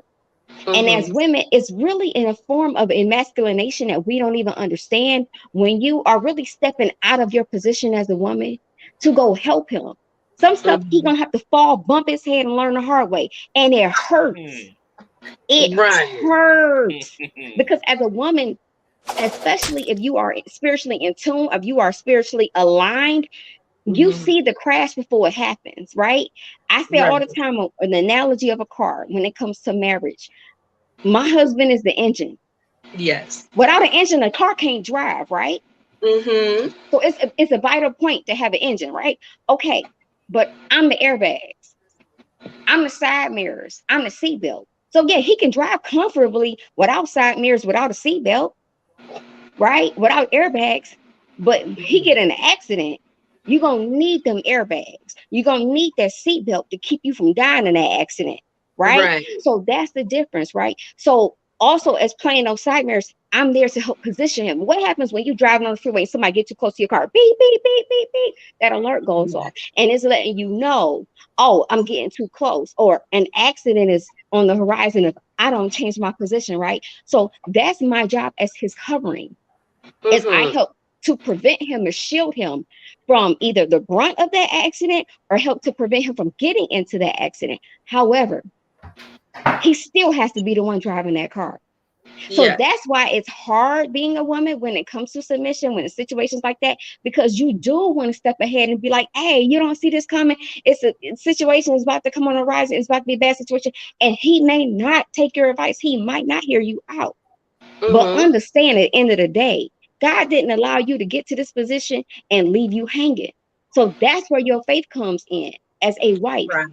And you sit back and say, you pray to God and say, whatever the situation is going to be, whatever it is that he has to learn, you pray that God shield the brunt of whatever the hard part, the pivotal part, the painful part that's going to come from him having to learn that lesson the hard way. And when he sees that, even though you knew what was going to happen and you didn't throw it in his face, you sit back and you chill, but you prayed for him and you prayed out loud where he heard you petition those prayers, he's going to come back later and he's going to be even quicker to listen to you the next time or hear you out or to converse with you before he even decides to make a decision. He's going to come to you just when he's brainstorming ideas, because now it's truly manifested to him in the physical and spiritual that he's able to see, wow, not only is she my wife, but she really got my back. Yeah. And sometimes it takes those kind of situations. And it's not until women experience that for themselves that you are really truly prepared and having that level of maturity and understanding spiritually to know how to handle those type of situations. Those type of situations are the reason why this platform is needed, why we need the Her Village Awaits, because this is marriage advice that my mother couldn't give me. Even though my mother and my father, 48 years, right? Successfully, happily married. My mother never experienced financial strains with my father. They have been truly blessed, but they didn't have to weather that storm, right? But what your marriage looks like may not be the same as someone else, right? But that's why we need that community so that we're able to bounce ideas off of each other and explain what we went through, how we bettered those storms, and that way it's beneficial to someone else. And so I understood completely where the fellas was coming from that. But for women, I know that it's hard because it's instinctive of us to protect the people that we love. But sometimes you got to let that man learn the hard way. And often, just keeping it real. And this is, some women might not like me for saying this, but I'm going to keep it thug today. You wonder why that man picked you over? Why he overlooked you for the bird that work at Walgreens that barely graduated with a GED, even though you got all your credentials, all your acronyms, and you out here doing it on your own? Because when he looks back on his life, when he had those hardships, you remind him of them hardships because he didn't dig himself out of it. You were the one acting like his mother coming and wiping his boo-boo, putting a Band-Aid on. Let that man learn on his own, and he's going to appreciate those situations. Now, if he a fool, he won't learn from it. And that's the type of dude you shouldn't be with no way. So that's why for women, we have to learn how to choose wisely. And I agree with that. So what I'm going to say in closing up this subject is I agree on both ends, but I believe it is a scale and prioritizing the support that you give, because I don't believe that you need to support in a wife-like capacity if you're in a boyfriend-girlfriend relationship, even if you're in a serious relationship heading towards marriage. I don't agree that you are supposed to support as a wife. However, going under the premise of being understanding and even considerate is not, to me, a quality that makes me applicable for a promotion in any capacity.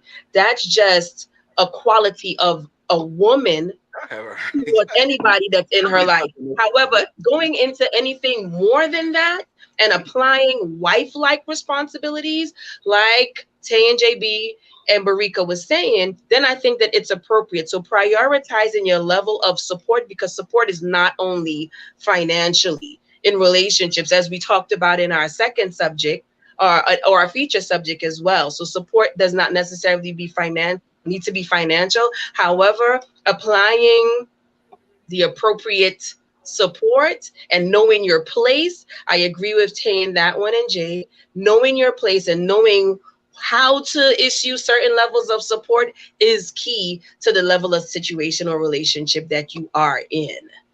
So on that note, I hope that you all enjoyed the takeover today. It was a pleasure being here, and I appreciate you guys for having us, letting us do this journey with you.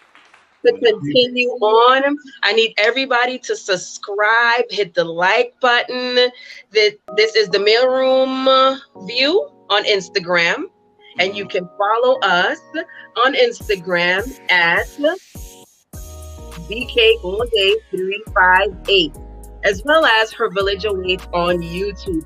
Everything is in the link below. Tay got us. He's holding us down. And this is episode 10. We appreciate being here. And we got to get these guys on our platform next time. What do y'all say about that? Thank you for the takeover, ladies. Yeah, thank you. Y'all that came in and took over the show.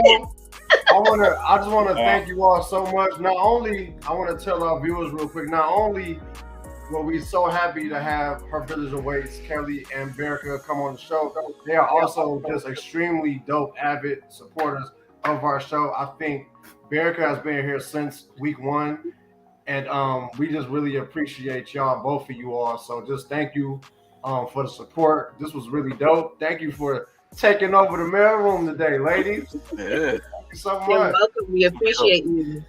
Yeah, this is the camaraderie that we wanted, though. You know what I'm saying? Like, oh, we're gonna be ready for y'all too. Don't even worry about it. We're already available. Just let us know what the date and time. We'll show up on the horizon. Don't worry about it. Thank you. We appreciate To our viewers that slid over to YouTube today, thank you so much. We see y'all. We appreciate y'all. Make sure y'all tap into our YouTube channel, The Mailroom Network. Email us at themailroom313@yahoo.com. Yeah. All right. Everybody Thank good? you, ladies. Hey, Come up for the ladies. Give it up for the quick. ladies one time. So the truth be told, man, I really appreciate everybody doing those questions. There are 2 questions that we didn't get into. We kind of did, though, if you really pay attention to it, but we didn't really address them like we did the rest of them. One was from Truth Be Told about, would you date, from a man's perspective, would you date financially stable? And Shinsi, 1, how can a man be a leader in other aspects of the finances? In other words, so I'm gonna write those down and I'm gonna let the boys know, man. We'll come back to that. We definitely gonna come back to that. Yes, let's put it up on our Instagrams as well, because we want them to interact on Instagram too. So we'll put stuff up on Instagram to get some interaction as well, get that traction going. You know how the algorithm goes. Right. Everybody good? Yes, thank you, fellas, for having us. Everybody drink some water. Goddamn. Everybody drink some water. Thank you, Tay. Appreciate you all. We love you. Hey, to the viewers, we love you. All our subscribers, those that subscribe to us, we appreciate it. Hey, subscribe to Her Village Awaits. They dope. Listen, dialogue doesn't have to be toxic. No, it does not. It does not have to be toxic, man. It's okay to agree to disagree and come to a resolve. And that's what we had today. And that's what's up. Because nobody is a monolith, right? We all different. And that note, we out. We appreciate it. Y'all be safe. Much love. Hey. Later. All right. Stay on with it, man.